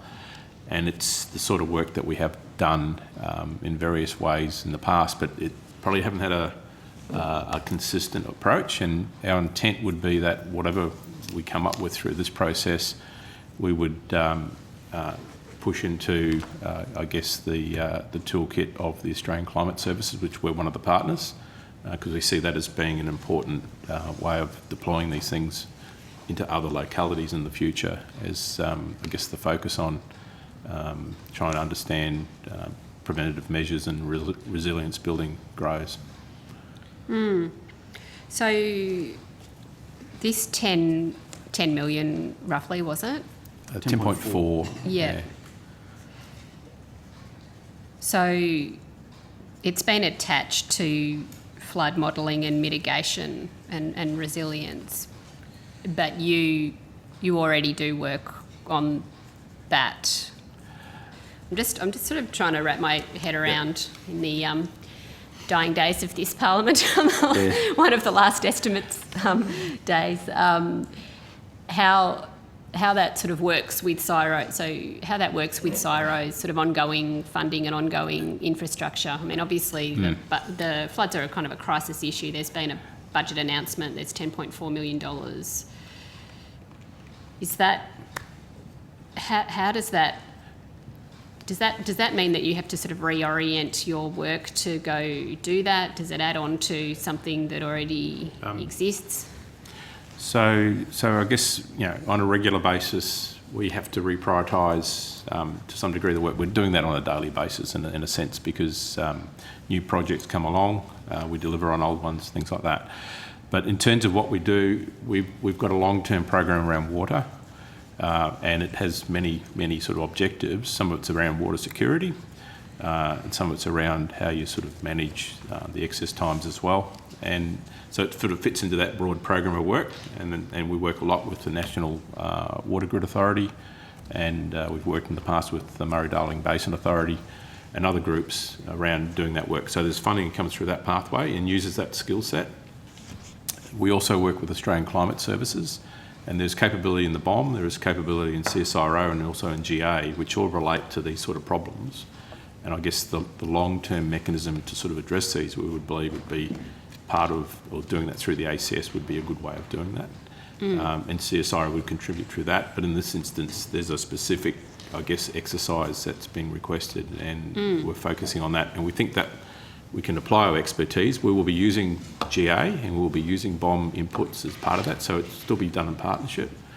But ultimately, getting to a next level of methodology on how you approach these problems, because they're becoming an increasing sort of set of problems that we're having to deal with, and try and make sure that we can do that efficiently in the future. So there's a range of different things, but it's not out of the ordinary that we reprioritise in the short term to deal with what would be viewed as critical national problems. And water is a very strong area across CSIRO, has been for decades, and obviously centred because we're the driest continent on the planet, so water is always a challenge for Australia. But you may not know, CSIRO has a device that we're able to fly over parts of the Northern Territory and actually see through the ground and actually measure the subterranean water. They call it the water lens. It's quite remarkable, actually, the ability of science to kind of solve these seemingly impossible problems.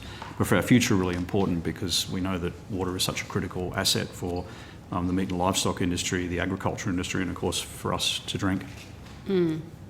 So will that $10 million sort of be absorbed into all of the work that you're doing, or will it do something in particular? It's about a specific study around the Lismore region. Okay, so it's very targeted. Okay. And so our expectation would be that it generates a range of possible options that you might look at to mitigate the sort of issues that they're experiencing, and some sort of sense of where you take the next step. So it would be quite a targeted piece of work on that. But it has to be ultimately, for us to apply our science, you do need specific situations. So the Murray-Darling Basin's the same. There was a series of targeted questions that had to be answered there, even though it was a broad stream of funding. You are directing it to specific challenges. And in this case, we have a here and now issue around flooding in Lismore, but that's a broader problem for Australia as well. And we will utilise the results both for Lismore's benefit, but also, I think, in terms of improved methodologies and how we look at problems for other regions as well. Okay. That shows the way this investment really reflects the value that the Morrison government puts on the way that science can contribute to dealing with some of these national challenges. Yeah. Yeah. I think I will process all of that. I mean, I was kind of wondering whether it's a sort of more of a political announcement than an announcement that is sort of necessary for you to go apply the big expertise that you already have and apply it to that field situation that we have at the moment. I guess it's the sort of problems that we need to be applying our science to is the bottom line. Yeah. Just a few more from me, Chair. So I think Ian McFarlane was appointed to your board in October 2021. Is that right? That sounds right. Yeah. What's the process for selecting and appointing board members? Who does that?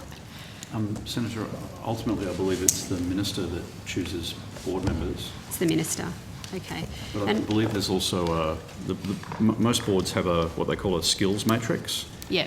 And it's a little bit harder for CSIRO because we're in almost every industry that Australia, is concerned about. So when the board do their skills matrix, it's quite broad, the sort of skills that they're looking for to support the agency's work. Yeah. From your perspective, Dr. Marshall, does the board have a role to play in sort of showing leadership for the scientific community? Well, I think that agency definitely has a role there, Senator, but the bulk of the research community in Australia, of course, is the 39 great universities that we have. And CSIRO's role is really how to best... We're the most connected organisation in science in the country. So our role is often to connect with where the great research is being done and ensure that it more effectively makes its way to solve a problem for Australia. So even if we don't do the work, the science, we might often work with the actual inventors and the researchers to make sure it delivers impact for national benefit. Would you consider Dr Marshall comments from Mr Macfarlane when he was Industry Minister in the Howard government, where he referred to, and I quote, the precious petals in the science industry? Would you consider those sort of comments to be consistent with a board leadership role in the science community? Oh, Senator, I spent most of my career in the United States, Senator, so I wasn't here during the Howard government, wasn't aware of those comments. I'd suggest asking the witness for an opinion on one quote taken out of context from at least 10 years ago is of dubious relevance to the work of CSIRO today. Do you think, Minister, that a person who called the science industry precious petals is an appropriate board appointment to CSIRO? Well, as I've just said, it's a quote taken out of its context. I know that I often call people in my family precious petals with the greatest of love, respect and gratitude. Are they seeking board appointments? So there's a whole lot of ways that could be understood, and I'm sure that in its proper context it was a reasonable thing to say. Right. So, Minister, what's your response to this appointment being another jobs for mates for the Liberal government? I'd suggest that you look to the enormously important contribution that Mr Macfarlane has made to industry and science, the way the two have come together to build the wealth and prosperity of this country. If there was a greater appreciation for that on the Labor side, perhaps they might do better at building this sphere when they have the opportunity to govern. Well, hopefully we'll get the opportunity to do that in a few short weeks. Does Senator McDonald have some questions? Senator McDonald, you've just got a few questions, then we can move on to the next slot. So, Senator McDonald. Thank you, Chair. I want to turn back to the work that you're doing on flood monitoring. You talked previously about northern New South Wales. Can I take you to the north of the country, to the Gulf region in Queensland? What engagement has the CSIRO had on investing in being engaged with the investment that the federal government made in partnership with the Queensland government around flood monitoring and river monitoring and so forth? Dr Mayfield will give you that detail. Senator, so I'm not familiar with engagement around flood monitoring per se. Most of our work up in the north's been around the Northern Australia Water Resource Assessment, so looking at how you might utilise those resources better. Yeah. All right. Please continue. Oh, no, that was all I was going to say, sorry. No, that's all right. I'll turn my questions on that matter to another agency then, because we did spend money after the North West Queensland flood event in 2019, and I just wanted to see how the CSIRO had been engaged with that work, but not, obviously. There could have been work at the individual scientist level, but I'm not across that. No, that's fine.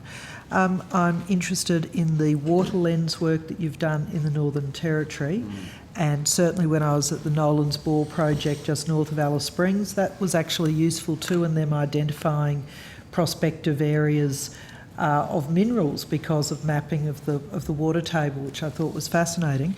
But in Queensland, again, have you been able to use that aquifer modelling to support the work that you've done on the Flinders and Gilbert rivers? Has that been... because I'm interested in when you do any in-stream or off-stream water storage, you're assisting the aquifer maintenance and recharge. I'm wondering if you've done any work that cross-checks the two. For really specific details, I'd have to sort of consult with the team. But I know when we do the water resource assessments, it's looking at the whole system. So aquifer recharge, aquifer use is part of that, as well as having above ground resources and understanding flows. So it's the holistic assessment.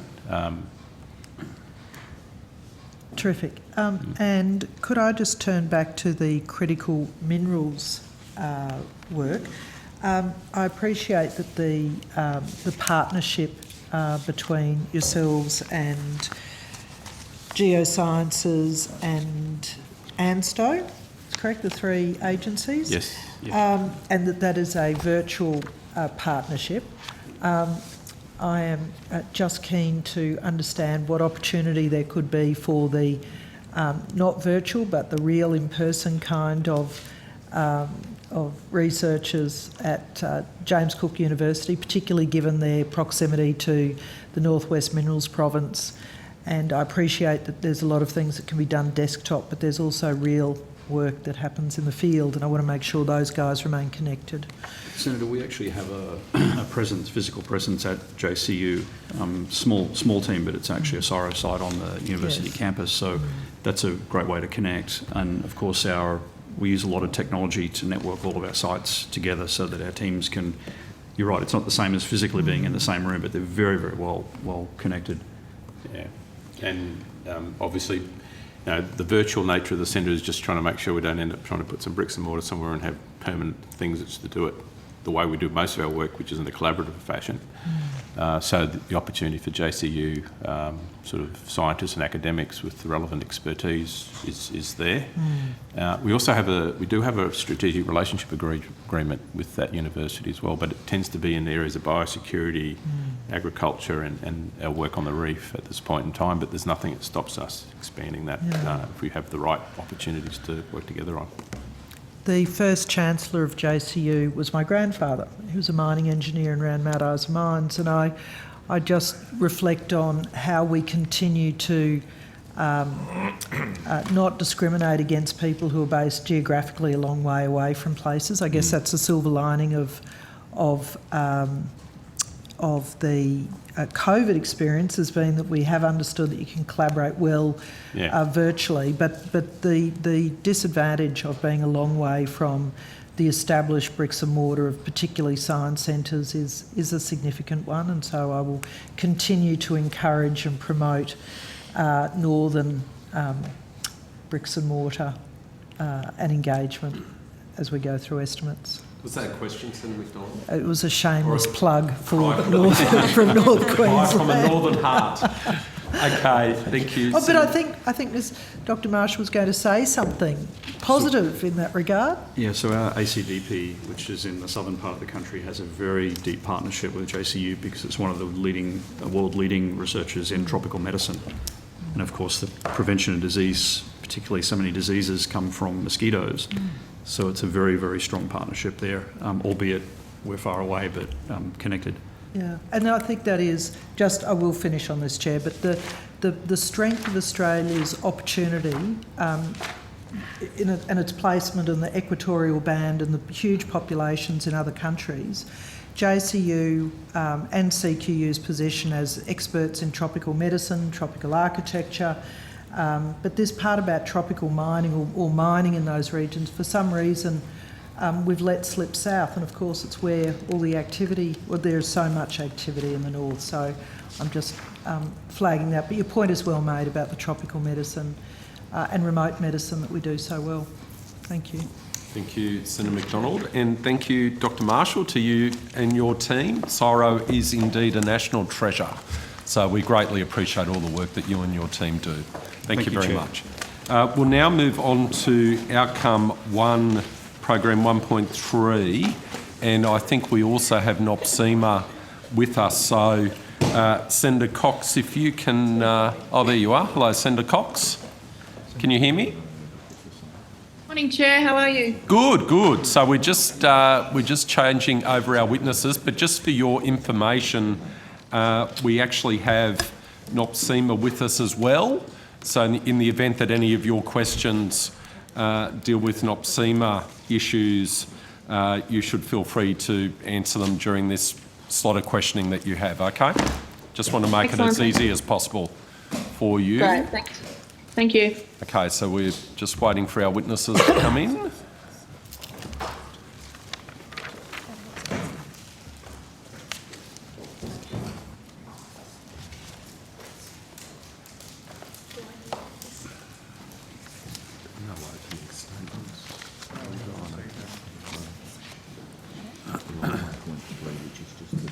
Which is just the green one. So 2.1 is 2.1, and then I go to 3.1.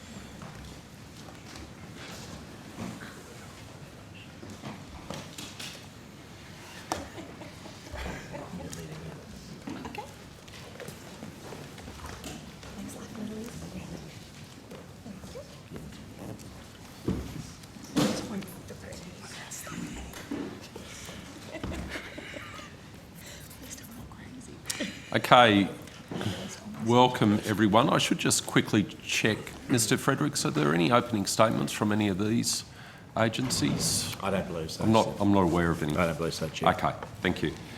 Senator Cox, you have the call. Thanks very much, Chair. Firstly, I'd like to ask some questions about the Energy Security and Regional Development Plan measure, which is being funded by the Department of Infrastructure, Transport, Regional Development, Communications. In particular, I'm interested in asking questions about those $300 million the LNG and CCS infrastructure in Darwin. Senator Cox, you just broke up a little bit then. So if you can just repeat the last sentence. Yep. Please. I'm interested in asking questions about the proposed $300 million for the LNG and carbon capture storage infrastructure in Darwin. Right, okay. So, Sean Sullivan, Deputy Secretary. Senator, thanks for the question. So the Energy Security and Regional Development Plan has a series of programs underneath it, and I think the one you're referring to is the support for new industry and manufacturing opportunities in the Northern Territory.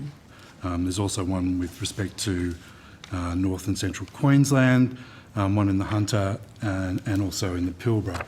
But with respect to the program investment for the Northern Territory, part of that program investment is support for low emissions LNG and also for clean hydrogen production. It's the outlook is to try and make Darwin a renewables hub and a clean energy hub. And so that program investment of $300 million, Senator, how that is then, and I assume this is where your question is what's the next step in that? That program will be subject to finalisation of business cases and opportunities for driving co-investment with both industry and state and territory governments across the whole of that investment suite. So the Darwin investment is really about trying to underpin Darwin to become a world leader in low-cost clean energy. Thank you for the initial comments, and I'm very keen to understand who you consulted with in the development of this policy.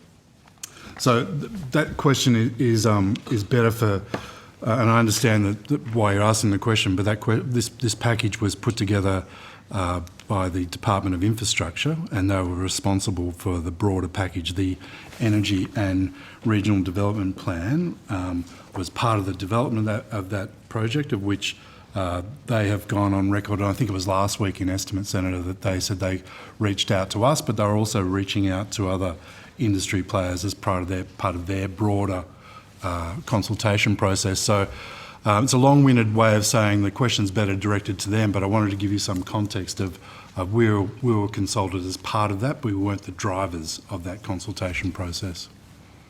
Right. So you don't have any information about industry players in that, whether there are any other stakeholders? I don't know, Senator, and I as I said, that question is better one for the Department of Infrastructure. But I'm happy to take that on notice and work with the Department of Infrastructure and come back to you with respect to that component of the broader plan, if I can add more detail. That would be wonderful if you can do that. Could you also clarify if the money will be going through the NT government or through direct grants from the Commonwealth?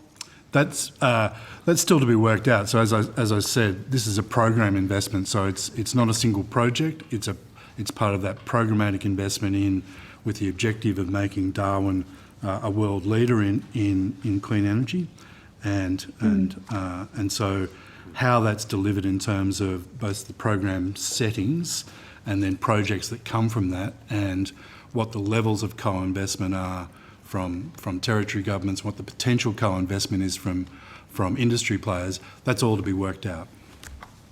Okay. And given that you've already done, obviously, some initial consultations, you said, with industry players, is this going to be a competitive grant process, or is this something that's going to continue to be closed off and handpicked? As I said, it's subject to business case development, and that'll be a matter for government, Senator.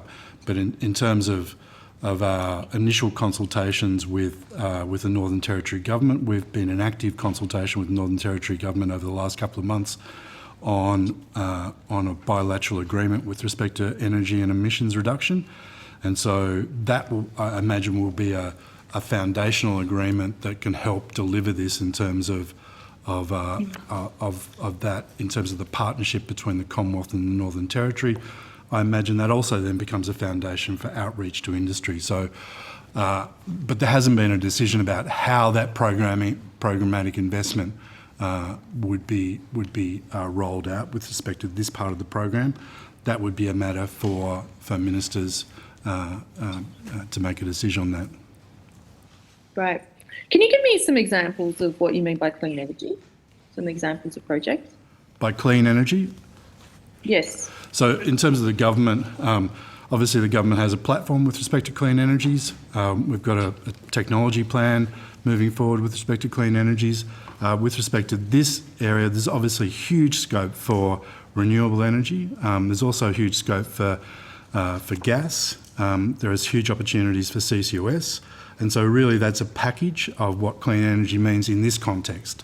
So, but I think, Ms Croker, if you want to add to that in terms of the specifics around low emissions LNG and clean hydrogen as part of that, but perhaps you can add some detail to that. So Michelle Croker, Head of Division Onshore Resources. So in regards to low emissions LNG, as Mr Sullivan said, that low emissions LNG offers opportunities to contribute to net zero, the government's net zero commitment, and helps kind of sustain that kind of hard to abate sector and opens up new opportunities for LNG exports and clean hydrogen.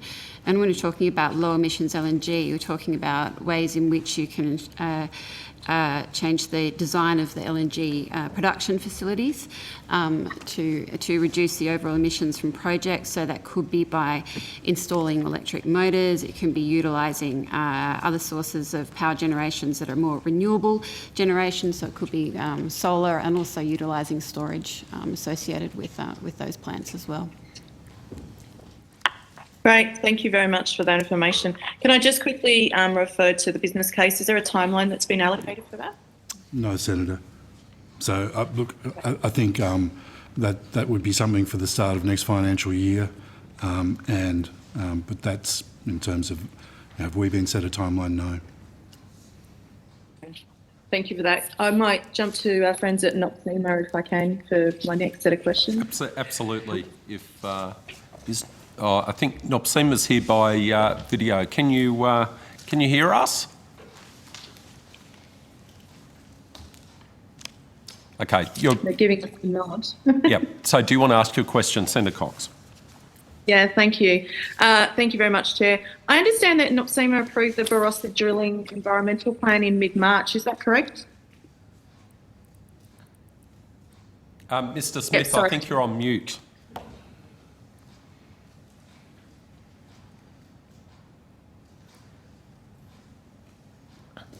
No, still can't hear you, Mr Smith. I can now. Can you hear us now? Yep, okay. Sorry about that. That's right. The answer was no. Oh, yes.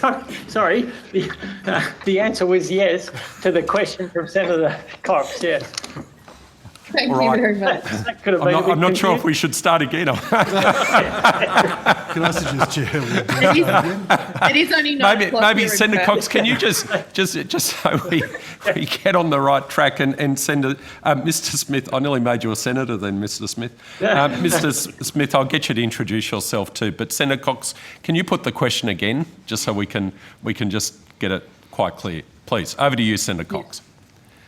Thank you. I understand that NOPSEMA approved the Barossa drilling environmental plan in mid-March. Is that correct? Senator Cox, Stuart Smith, CEO of NOPSEMA, and the answer is yes.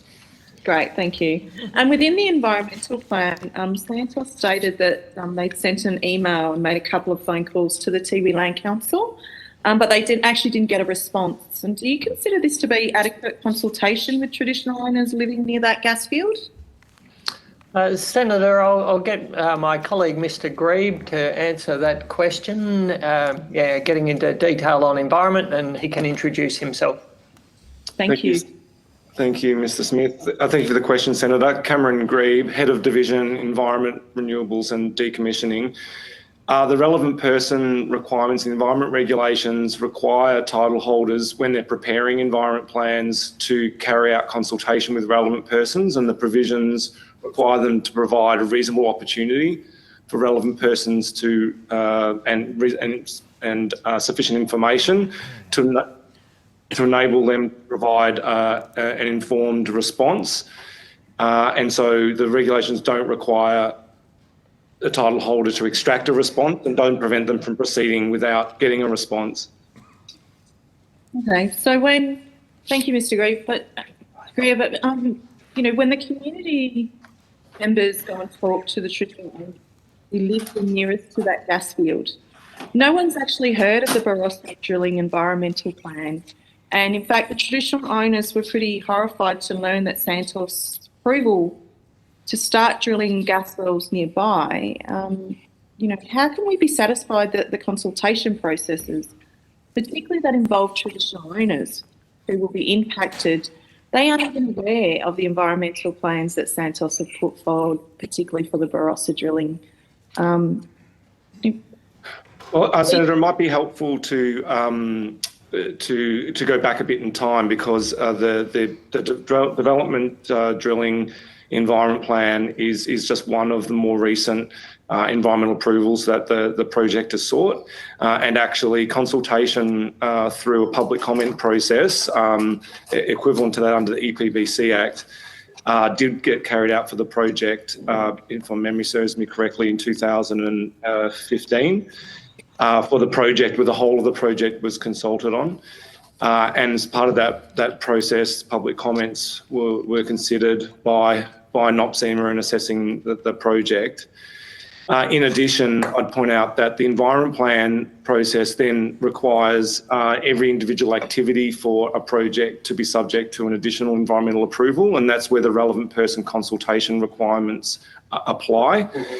But there is a natural scope to where activities occur, and I think everybody maybe has a different definition of nearby, but the development drilling is in fact many, many hundreds of kilometres remote from the Tiwi Islands. There are other parts of the project, which, including the pipeline, for example, which do come closer, within I think 50 to 60 kilometres from memory, to the Tiwi Islands, and that might be partly some of the confusion I expect here, because there is also an environment plan under assessment currently for a revision to the installation of the pipeline, which was originally approved by NOPSEMA when. Okay. I think that given that we're talking about the traditional owners providing free, prior, informed consent. Can you stand by that as an approvals process that enables the destruction of a country, whether it's for a pipeline or whether it's for gas wells? Do you think that is an adequate approvals process and provides adequate timeframes, adequate access issues for maybe translation into language, do we think just putting it out on our website actually captures all of that ability to be able to give traditional owners the ability to understand the impact, the environmental impact of some of these projects? And NOPSEMA still with us? Not sure. Senator Cox, they appear to have dropped out, I think. It's still listed up there. I think their camera's gone off, Chair, but I'm not sure that they're what's there. Mr. Smith, can you hear us?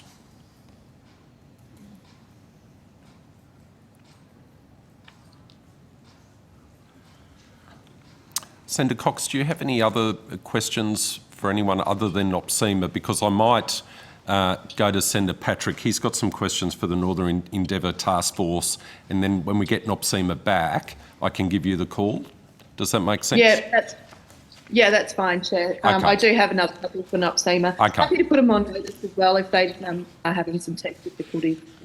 Okay, well, we'll see how they go coming back, but if we can't get them back, then I'll give you an opportunity to put those on notice. But so the Northern Endeavour Task Force, over to you, Senator Patrick. Thank you very much, Chair. And I'll have acknowledged that Senator Cox's technical problem is my fortune. Can I just ask, there's been an announcement about a $325 million contract going to Petrofrac. Can you provide some clarity around the scope of work to be conducted under that contract? Thank you, Senator. Shane Gaddis, Head of Offshore Resources and Liquid Fuels Division.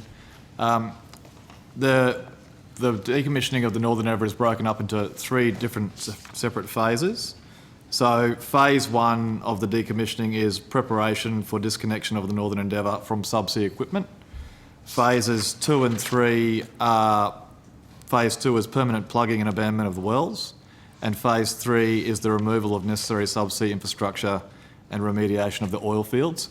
The contract that was signed recently is only for phase 1. Okay, are there any exercisable options in that contract to move from phase 1 to 2 to 3? Senator, those subsequent phases will be subject to separate procurement processes. So you'll go to tender for those. Okay.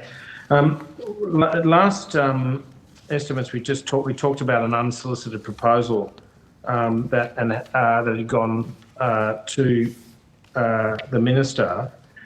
In your testimony, you said that the minister asked the department to investigate the merits of the proposal. We provided advice to the minister on how we would do it if there were policy authority. And so the minister wrote to the Prime Minister to seek policy authority for us to investigate the proposal. So who is the policy authority? Is that just the Prime Minister can authorise that or not? So, Secretary, maybe if we go back a little bit and it might help explain the circumstances. So the government made a decision in late 2020 that they would decommission the facility, and they would do that through an open tender process. So for there to be a change in that approach, the minister needed to seek the policy authority of the Prime Minister, because it was a deviation. Okay. It would have amounted to a deviation from government policy. Okay, fantastic. Was that authority given?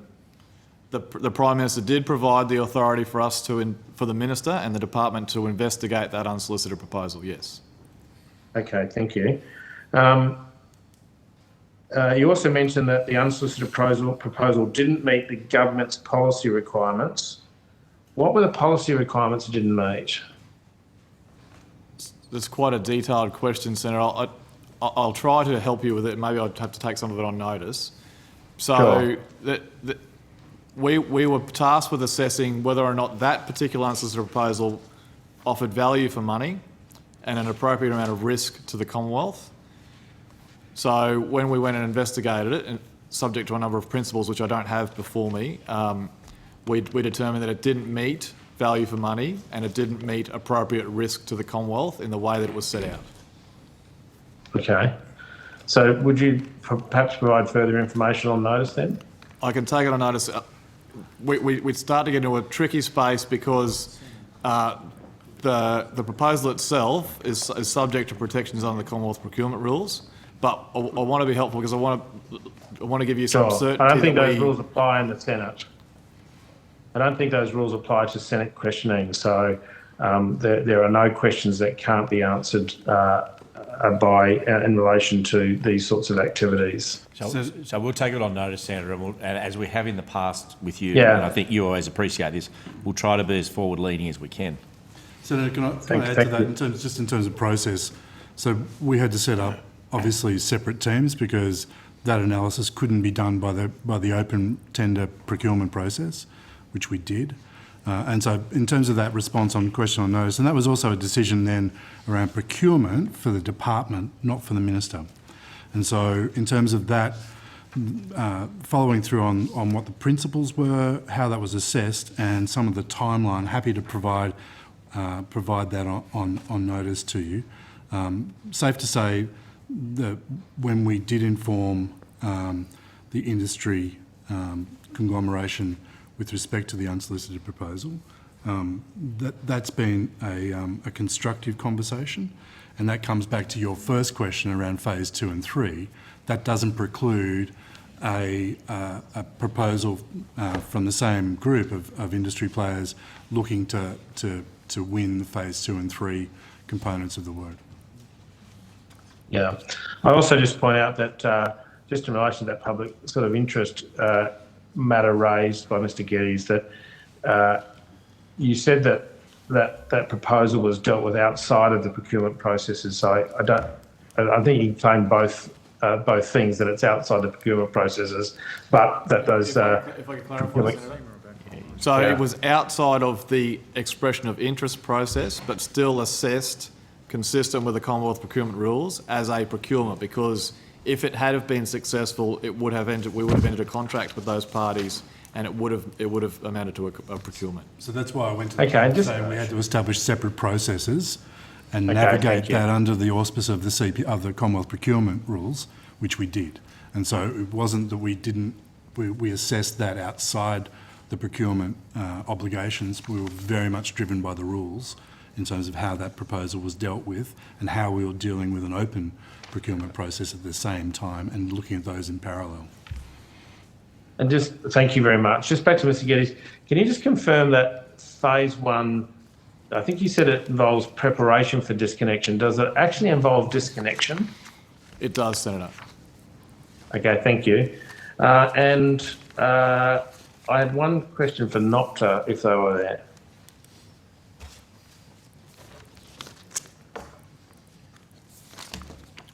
Fire away, Senator.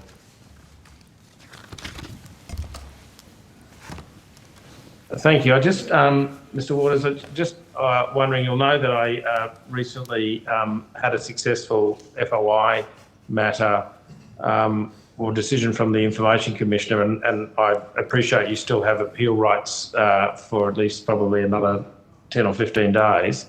So I won't go to I won't interfere with those rights. But I just wondered, did you use external lawyers in your advocacy to the Information Commissioner? Graham Waters, National Offshore Petroleum Titles Administrator. Thank you for your question, Senator. As far as I'm aware, we went through this process with the department's legal team and through the FOI office within the department. We did not brief external counsel. That's my understanding. Did the department brief? But if we are wrong, we'll correct the record. But my understanding is that we used our internal legal services.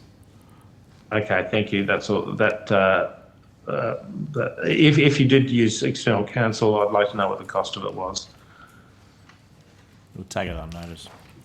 Thank you very much. Thank you, Chair. Thank you, Senator. Thank you, Senator Patrick. Senator Cox-Nopsima has made their way back onto the call. Are you there, Senator Cox, if you'd like to continue your questions? Just whilst we're Waiting for Senator Cox. Senator Walsh, did you have any questions in this section? Well, just in this section, I do have questions, but just for housekeeping, all of my questions are to DISA. Okay. All right, so we might finish NOPSEMA first. If Senator Cox is online. We make inquiries. Could I ask, Chair, could I ask the Secretary whether or not, because I've just been doing some other activities, whether or not he responded or was able to respond to anything publicly in relation to question asked about Russian data traffic? Senator, we're not in a position to respond to you on that question at the minute. Okay, thank you. I've been away, so I didn't know whether I'd missed something. Yep. Thank you.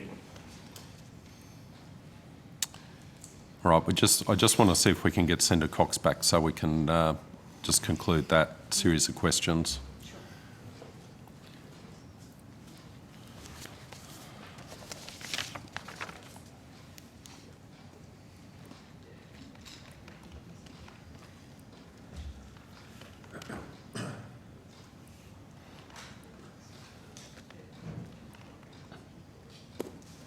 So, Senator Walsh, just to be clear, none of your questions relate to the Northern Endeavour temporary operations? No. Okay. So we'll be able to let go the Northern Endeavour temporary operations, National Offshore Petroleum Titles Administrator and NOPSEMA? Yes. Before I go to you? Yes. Correct? Yep. Okay.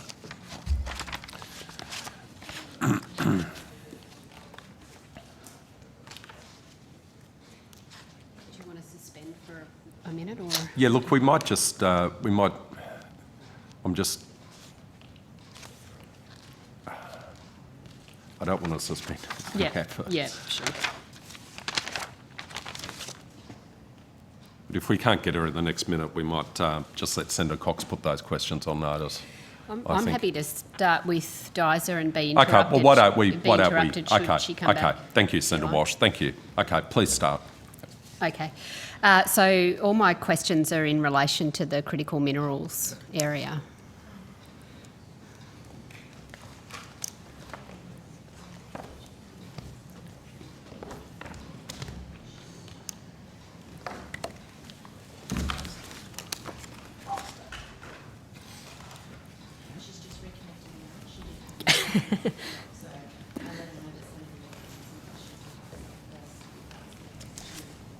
Yep.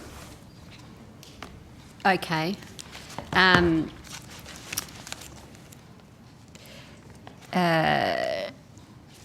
So in relation to the Critical Minerals Research and Development Centre, which Senator Chisholm asked questions about on Friday, and I just asked some questions of CSIRO about today. Do you have anything further since last Friday on the governance of this virtual centre and how decisions might be made about research priorities and projects? Good morning, Senator. Andrew Hutchinson, General Manager of the Critical Minerals Facilitation Office. There have not been any substantial developments since last week, but I can perhaps add some additional context, and they're consistent with the comments made by CSIRO this morning. So the four agencies, the federal government agencies that will comprise the core of that centre, being DISA, CSIRO, ANSTO and Geoscience, are busy working through how to stand this up. We would hope to have it operational, up and running by the start of the new financial year, but there's a fair bit of work to be done to get that in place. And you've gone straight to the heart of one of the key issues there, which is governance. And that goes both to representation. We had some questions earlier about whether different universities can be involved in that, and also how the funding's allocated. On representation, it's always been the intent of this centre that it's driven by government, but that the projects are done in partnership and consultation with industry, the research and development and community and others. And so we need to get that balance right of having, I guess, advice coming in, steering, guidance, both in terms of the kind of projects that are selected, but also how the centre runs, because it will do more than just primary research. It will also play a role across the R&D landscape, helping to direct and prioritise and work with others. And then in terms of projects, as you can imagine, Senator, we really need to make sure we get that right before we start this centre running, namely because 3 of the agencies that are involved in the operation of the centre may also be active participants in the research, and so we need to make sure that that funding flows through in a sensible way and manages any conflicts. Yep. So you just raised, thank you for that. So you raised the sort of the involvement of universities there. So where you're going with this is that the agencies and the department will govern this virtual centre and then work in partnership with stakeholders like higher education and industry. You're not envisaging involvement of higher education and industry on any kind of governance arrangement for the centre? Senator, all of that's still to be worked through. Pardon my voice. I think you use the phrase partnership, and that's the way we've envisaged setting this up. We've acknowledged in setting up this virtual centre that particularly the 3 science agencies have excellent IP, excellent knowledge, some fantastic technologies that they can bring to apply to these problems, but government certainly doesn't have all the answers. We need industry to tell us their views on the priorities. We need to work with universities, higher education sector to see what technologies and techniques they've got in the bottom drawer that can be brought to the party. This is a really whole of Australia kind of endeavour here to see if we can rapidly accelerate and make up a gap of 20 or 30 years of IP that across the Western world is largely lacking in how to process these minerals. Australia is lucky in that we've got a relatively large amount of that IP, but we still need to catch up a lot. So whatever the final governance structure will be, it'll be a very inclusive one. I wouldn't want to give you the wrong impression that there's kind of like a team of agencies or organisations running the show and everyone else being consulted.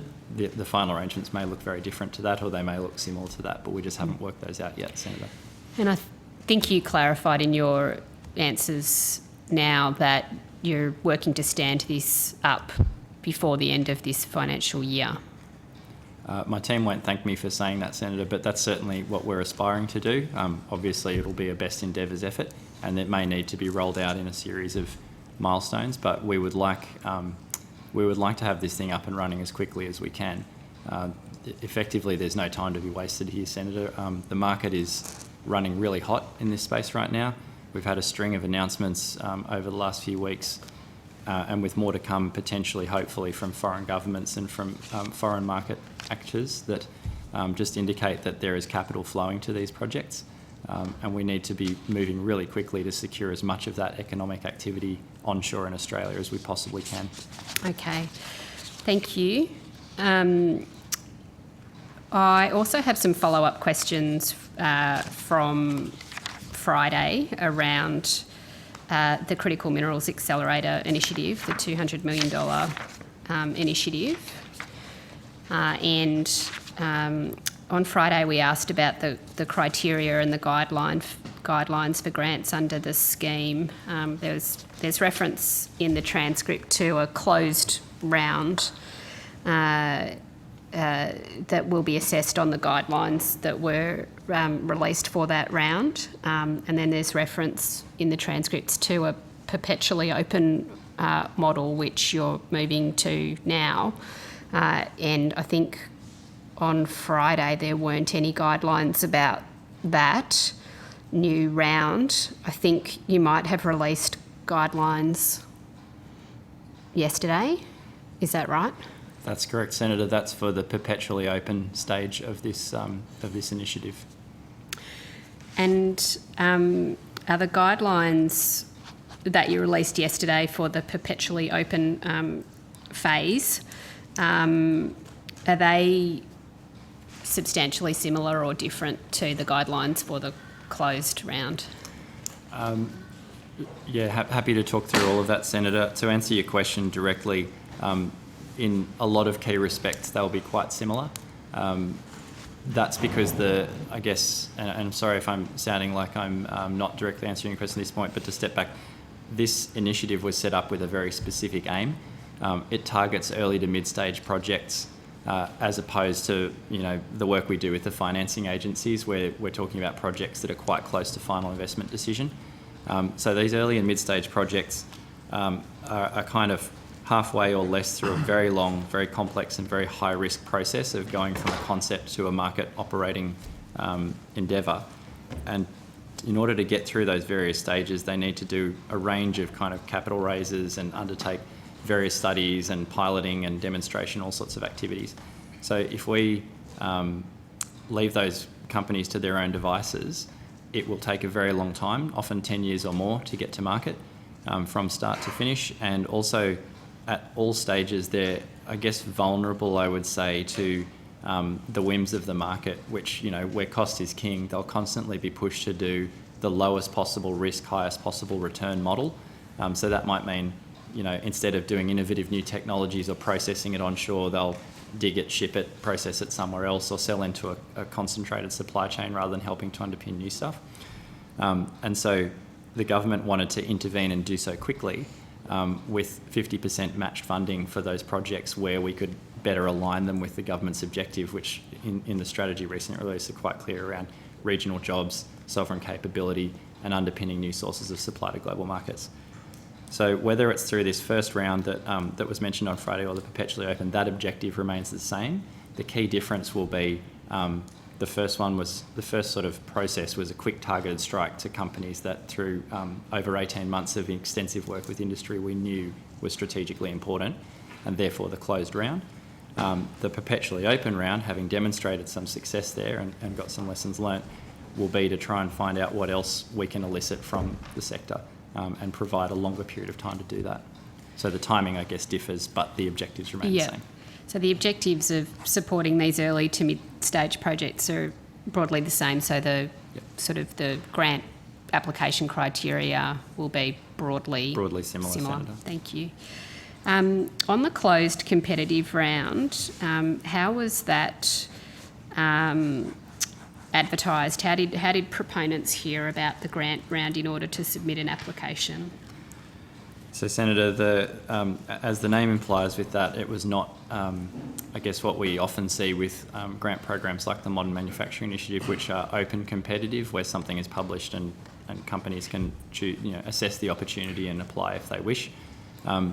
We effectively decided that, government decided that there was a need to move quite quickly here and to secure some strategic outcomes from key projects and to demonstrate that this project was a viable pathway to other actors in the market. We inside of government have the benefit of extensive engagement with the sector through a range of different agencies over the last 18 months to 2 years, and so had a good understanding of the landscape. We also engaged independent market advice to provide us with, I guess, a fail-safe there to make sure that we weren't overlooking projects. And then we applied criteria to sort through which were the most strategically significant for a first round. The government then approached those companies directly and invited them to provide an application to the grant process. I don't have the exact figures here, but I believe that all bar one or two of the companies that were approached did provide an application.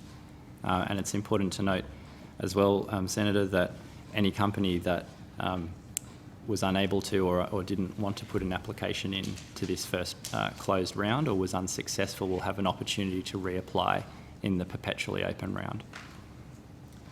Right. And I suspect this was covered last week, but how much money was committed in the closed round? The closed round will be up to $50 million, Senator, leaving $150 million from the Strategic Accelerator Initiative for the Perpetually Open round. And I would also note that government also committed $200 million to the Accelerator Initiative for a regionally focused round. So there remains a total of $350 million that was not included in that first closed competitive process. Thank you. So in relation to the closed round, you had a list of entities that you work with through your regular sort of consultation processes. You approached them.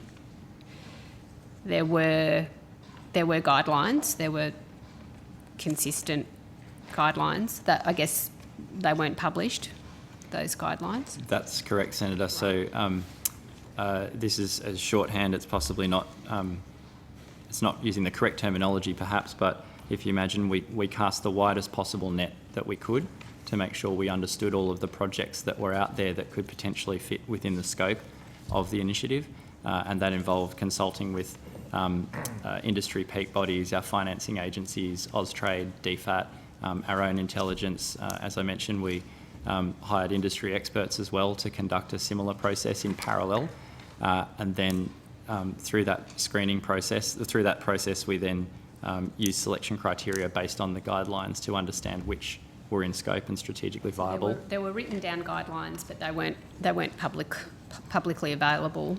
That's correct, Senator. They were provided to the companies. Being a closed round. Yep. That's correct. They were provided to the companies who were invited to apply. So who were the industry experts that you speak of who did a parallel process?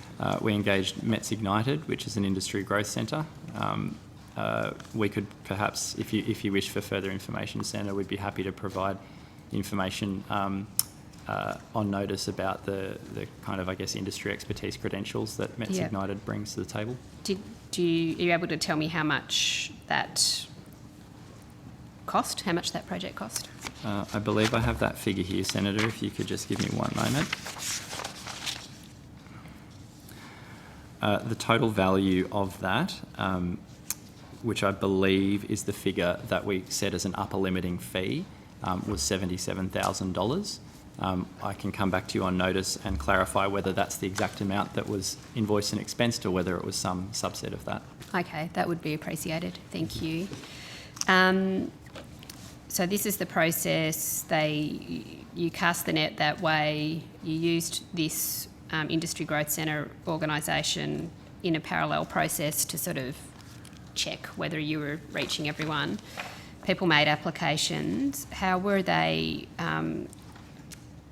assessed? So I think you've said that there was an independent expert panel. That's correct, Senator. So we've established an independent advisory panel of industry experts to provide the government with advice on critical minerals policy more broadly. The Accelerator Initiative is one of the areas where they've been incredibly helpful in providing us with their depth of knowledge and expertise. So they advised on things like the selection criteria and the guidelines and how we kind of, I guess they sense checked how we were planning to ascertain the strategic alignment.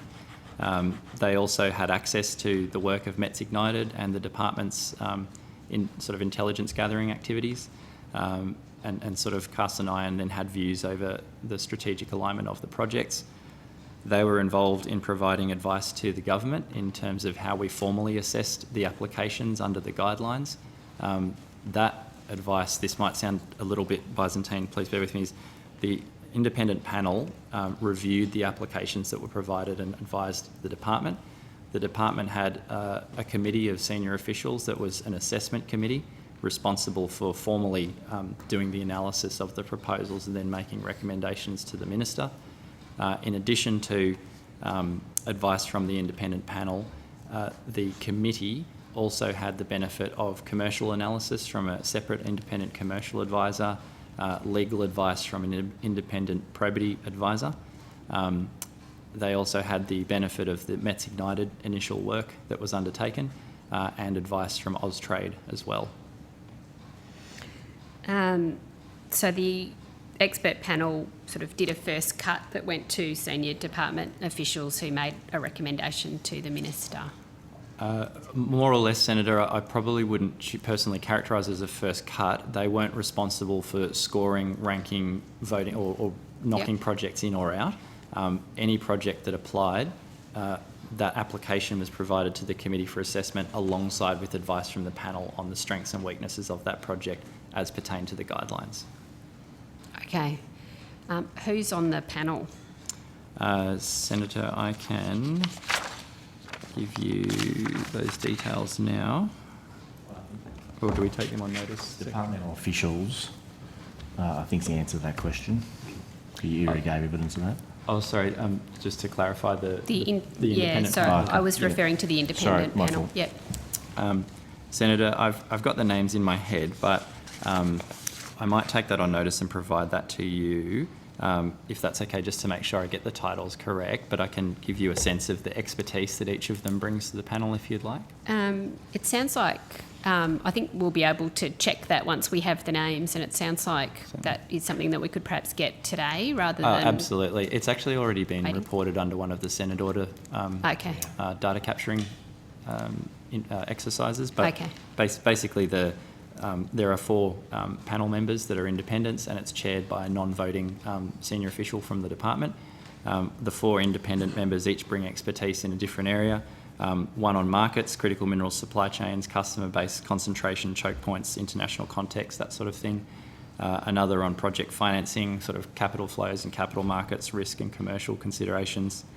A third on project delivery, sort of in effect how you plan, establish, deliver a mining and processing operation. And finally, someone with deep expertise on actual mining and processing technology and the kind of flow sheets and the latest science and IP on that. Okay. Is it the intention that that panel, as currently constituted, continues into the open round? The panel's only been stood up for an initial period that I think concludes at the end of the financial year. The reason for that being that there was a range of policy activity happening at that time. We really needed the advice of the panel. We wanted to have an initial period to assess how that arrangement was going, but with the option to renew it. And so there'll be discussions with those panel members and on the other side of the election with the Minister as to what's the future of that panel. Yes, that's probably all I can really say on that, Senator. Yeah. And are those ministerial appointments? They are ministerial appointments, Senator, yes. You mentioned the 50 million in the closed round. I think you said all the decisions have been made on the closed round? They've only just been made, Senator. Right. Yeah. So they're about to be announced? So, Senator, I unfortunately haven't actually had a chance to review the brief back from the Minister, but we will take his decision and put that into play as we usually would, bearing in mind all of the normal caretaker conventions. There's a process from here where once we kind of have all of the administrative steps in order, proponents are advised that they've been found successful. There's then depending on the complexity of the grant, a period where you work with the proponent to negotiate a binding grant agreement. Obviously, we would not be entering into anything like that during the caretaker period. Once those negotiations have concluded and the grant arrangement is signed and entered into, and legislative authority and all of those kinds of things are in place, that's when the grant would become operational and be drawn down under a series of milestones. Right. So the Minister has provided a list of people who have been successful under the process that you've outlined based on the advice that has been created. That's my understanding, Senator. And that's where it's at. And then you've just articulated the further work that would need to be done before it is announced. Senator, my understanding in that the normal process for grant programs is that once the Minister has made a decision, then proponents are advised as a matter of courtesy, I guess, and those that are ASX listed have commercial obligations around disclosure that needs to factor into the timing of letting them know versus announcement. But announcement can happen in advance of signing those binding agreements. Yes. So when did you get the list back from the Minister of the successful proponents? Senator, my understanding is overnight. Unfortunately, my IT has let me down this morning. My VPN can't log on, and so I'm unable to pull the brief off the system, so I haven't cited it personally. But I'm aware of the brief that went up with the advice from the assessment committee, and it was basically, here are the series of projects that we recommend you approve, and so as soon as I can, I'll have a look at the brief and we'll go from there. Right, so there's one final step, is there, that you need to do before the list of successful proponents could be made public? I think the timing of when it's made public is generally a matter for the Minister. And you're not aware that it's been made public to this moment? No, I'm not aware of whether it has or hasn't, Senator. So. Right. And so are you able to tell us how many projects have been successful? Unfortunately, no, Senator, only because I have Because of your VPN problem? Yes, it sounds terrible, like the cat ate my homework. I appreciate that, but I appreciate. We've all had VPN problems. I appreciate the tell you. VPN. Apparently, the red icon is the best one to use. The red icon. There you go. I appreciate the advice, Senator. I appreciate it'll your be advice too, to give you a sense, Senator. It's a fairly small field. We're not talking hundreds of grants here. There was a pool of applicants that were invited. That was around, I think, 11 that were approached, and so it'll be some number, 11 or less, that are deemed successful. Yeah. And get a share of that up to $50 million. And so is it your understanding that list that is in your email that you can't access because of the VPN, that can be provided to the committee as soon as you're able to access your email? Well, so we'll take that on notice, because at the end of the day, the government has a right to make these announcements at the time that it sees fit. Sure. And so you'll be advised along with the rest of us. Yes. So we'll be advised about who has been successful. Yep. And then the second part of your question, we'll take on notice and come back to you in due course. What was the second part of my question? The complete list. Right. Okay. Could we be advised how many proponents have been successful? Yeah, so that's the point. So we'll come back to you on notice with obviously you'll know shortly or at some stage in due course how many are successful. Yeah. I think in fairness to you, you're after a bigger number as well. We'll come back to you on notice with that. Yeah. Senator Walsh, have you... Yes, I think I progressing? have one more question, Okay. Chair. And I appreciate all of the evidence that you've given. Thank you very much. We asked on Friday whether the critical minerals facility was time limited, and that question was deferred to Export Finance Australia, which manages the facility. Does that sound correct? That's correct that they manage it. I'm happy to answer that question now, though, Senator, if you'd like. Yes. So the facility began with DISA, as we understand it? No. The facility is managed by Export Finance Australia under the National Interest Account. So we were involved in part of the policy work around setting that up. But the Minister's announcement is quite clear that it's a $2 billion facility that will run for up to 10 years or until the $2 billion is expensed, whichever happens earlier. Okay. Thank you very much. Okay. Thank you, Chair. Thank you, Senator Walsh. Senator Cox, can you hear me? Oh. Hi. Thanks, Chair. Okay, now. Okay, so we've got you and we've got NOPSEMA. So you have the call. Great. Thank you very much. I just wanted to, and I'm not sure if you have my final question at the last tech difficulties. I just wanted to clarify the approvals process that NOPSEMA have, that facilitate and enable the destruction of country even against the wishes of First Nations people, that I just want seeking some clarity that there's no actual, in that process, there's no actual insurance that the proponents are obtaining prior informed consent from traditional owners.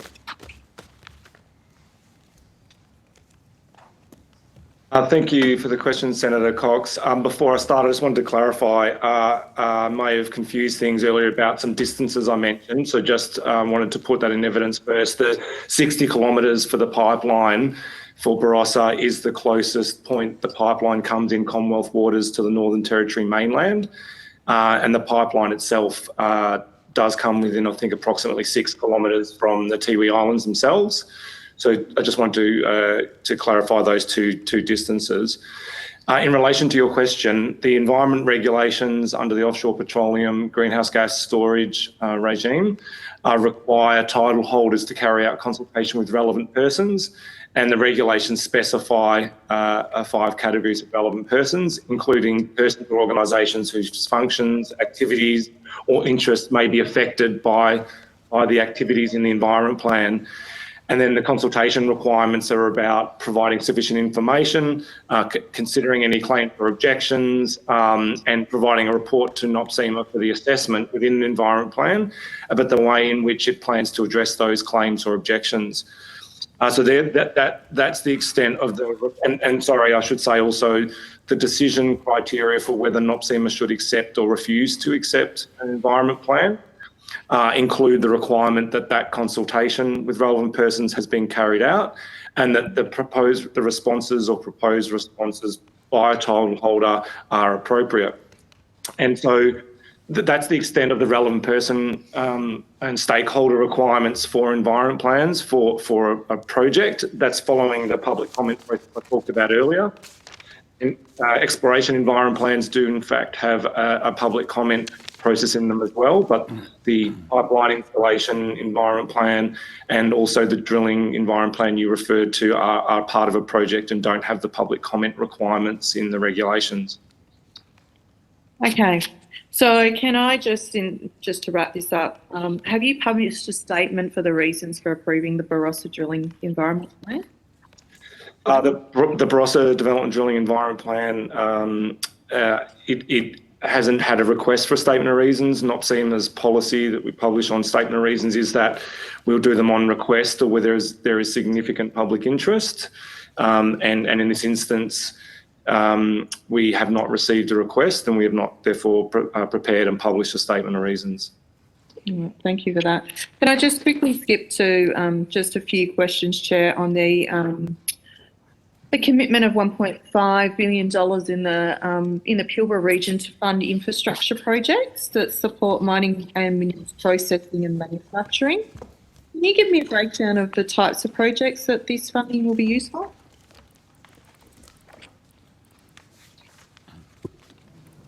So, Senator, I think you are referring to what we were previously discussing with respect to the regional and Energy Security Fund. And so in terms of the parts of that in the Pilbara that I'm aware of with respect to responsibilities in DISA, there is a $200 million to increase onshore processing, and that's in terms of value add for iron ore exports, and that's to directly support low emission steel production in countries, in our export countries, particularly in Indo-Pacific customer countries. There is also $200 million to enhance supply chain security, and that's through low emissions manufacturing facilities destined for using hydrogen and hydrogen derivatives like ammonia, and that's coupled with CCUS. So similar to where we were discussing in the Northern Territory and trying to make it a clean energy hub, that's also the direction with respect to the Pilbara. And the last part of the sort of broader Pilbara program is there's an allocation of up to $100 million to help with respect to co-invest with private sector investment in firm generation in that area. So obviously very large opportunities with respect to renewables in the Pilbara. The challenge there, as it is in the challenge in the national electricity market, is how we firm those variable renewables and so they can underpin large industries. But can you just clarify what the low emissions component of that low emissions vision is, please? Sorry, Senator, I in terms of the low emissions component, so that $500 million that I've just described in terms of value add to iron ore, so we're supporting low emissions steel in terms of export, the component with respect to low emissions manufacturing in the Pilbara, as well as the grid investment with respect to firming renewables. That's the $500 million that makes up the low emissions component of the $1.5 billion. So is there a guarantee that this funding is actually going to be used for renewable energy and green hydrogen projects, or will it just be another slush fund for the fossil fuel industry, those problematic technologies like carbon capture and storage? So I think the objectives for that funding, and as I said, these are broad programmatic fundings for which business case development, etc., needs to be worked through and co-investment. But they're very clear in terms of pathways for our export industry with respect to iron ore supporting low emission steel production, which is one of our big challenges with respect to harder to abate sectors. The low emissions manufacturing facilities is key in terms of making sure that we not only have an export focus with respect to hydrogen moving forward, but we also have domestic pull with respect to hydrogen demand. And the grid stability issue is fundamental to as I said, Senator, grid stability across not only this country, but other countries where renewable energy is starting to approach significant figures inside the grid, and how we stabilise that and how we firm that. And so I think, as I've given evidence before, Senator, the rest of the world is looking to Australia with respect to how we firm and deliver variable renewable to support significant infrastructure, to support significant population base. Thank you. Is there any criteria that that you can share with us that these projects will need to meet under this? So those program settings are a matter for the government to announce. This was the initial announcement in terms of the scope, direction, objectives. That'll be a matter for government in terms of both how that's rolled out in terms of those component parts of the program, and also to the timing. Okay, thank you. Thanks, Chair. That's all the questions I have. Thank you, Senator Cox. And I think we've now finished our time. We've come to the end. No more questions, Senator Walsh, you're fine. Senator McDonald, you're fine. Thank you, Chair. Okay, excellent. Chair, if I could have just a couple of quick questions. Yes, absolutely, Senator Patrick. Thank you. You're also very generous. I just wanted to ask the department, in relation to the litigation over the Northern Endeavour, I think the last time around there was a discussion where you had entered into a settlement phase. Can someone just give me an update on where that settlement is up to? Thanks, Senator. I'll get Mr Gaddis to give you an update, Senator. Senator Shane Gaddis again, Offshore Resources and Liquid Fuels Division. We are still in that phase. We are hoping to wrap it up as soon as possible, and without going too far, I could say that conversations are productive, but we haven't progressed beyond that phase that we were in last time. We're in settlement negotiations. Is there any risk of exposure to the taxpayer? And if indeed there is some financial penalty for the Commonwealth, is that covered by the levy? So I probably can't answer the first question because it's subject to the confidentiality provisions for the court. But I could say, in generality, all costs reasonably incurred by the Commonwealth associated with the decommissioning are covered by the levy. Okay, that doesn't really help me much, because I don't know whether a settlement is a legitimate disconnection cost. I suppose that the challenge that I face here, Senator, is I'm talking about a hypothetical, because I can't talk to you about the contents of the settlement. So in a hypothetical set of circumstances... Well, actually, I think the Senate is entitled to know whether or not there is a potential for some sort of liability to the taxpayer. And I'll refer you to discussions in Defence, who are also in negotiations with the Naval Group. It's not proper to withhold from the Senate and from the Australian public a potential liability. I'm not asking as to the details of the negotiations. I accept that they would perhaps could introduce prejudice.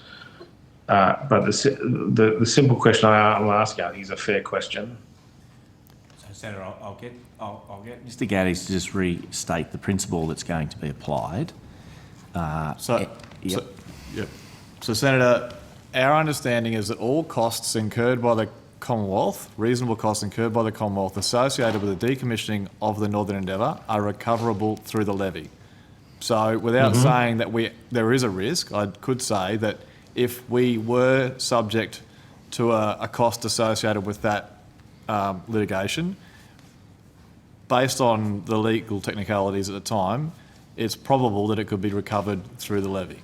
Yeah, and Senator, can I just add one point on that, which is it may, and the reason why Mr Gaddies is properly qualifying his answer to you, is it may indeed depend in some respect on the nature of a settlement, if reached, on its capacity to be recovered. But I think we're trying to give you as much information as we can. If there's anything more we can give you on notice, we will. Right, I'll just take that as that there is a risk, okay, because it's not certain that there's no cost. Thank you. And just one question for Mr Waters from NOPTA. My understanding is that the Minister, there's been an approach by the Timorese in relation to the Corallina Laminara tenements. Has NOPTA been in discussions, or is NOPTA aware of that? And have they been involved in any discussions with Timor-Leste over those tenements? The short answer, Senator, is no. Okay, I'm happy with the short answer. Thank you. Okay. So am I. Thank you, Mr Waters. Thank you, Senator Patrick, and it really has been very satisfying being on this committee with you, Senator Patrick. So it was apt on many levels that you have the opportunity to ask the final question during this session of estimates. So thank you very much. Yeah, thank you. I always like to have the last word. Thank you. I hadn't noticed that. There being no further questions at this time, the committee's consideration of the 2022-23 budget estimates will conclude. I thank Minister Stoker and officers of the Department of Industry, Science, Energy and Resources portfolio who have given evidence to the committee today. Thank you also to Hansard Broadcasting, the committee secretariat, and I declare the hearing adjourned. Thank you.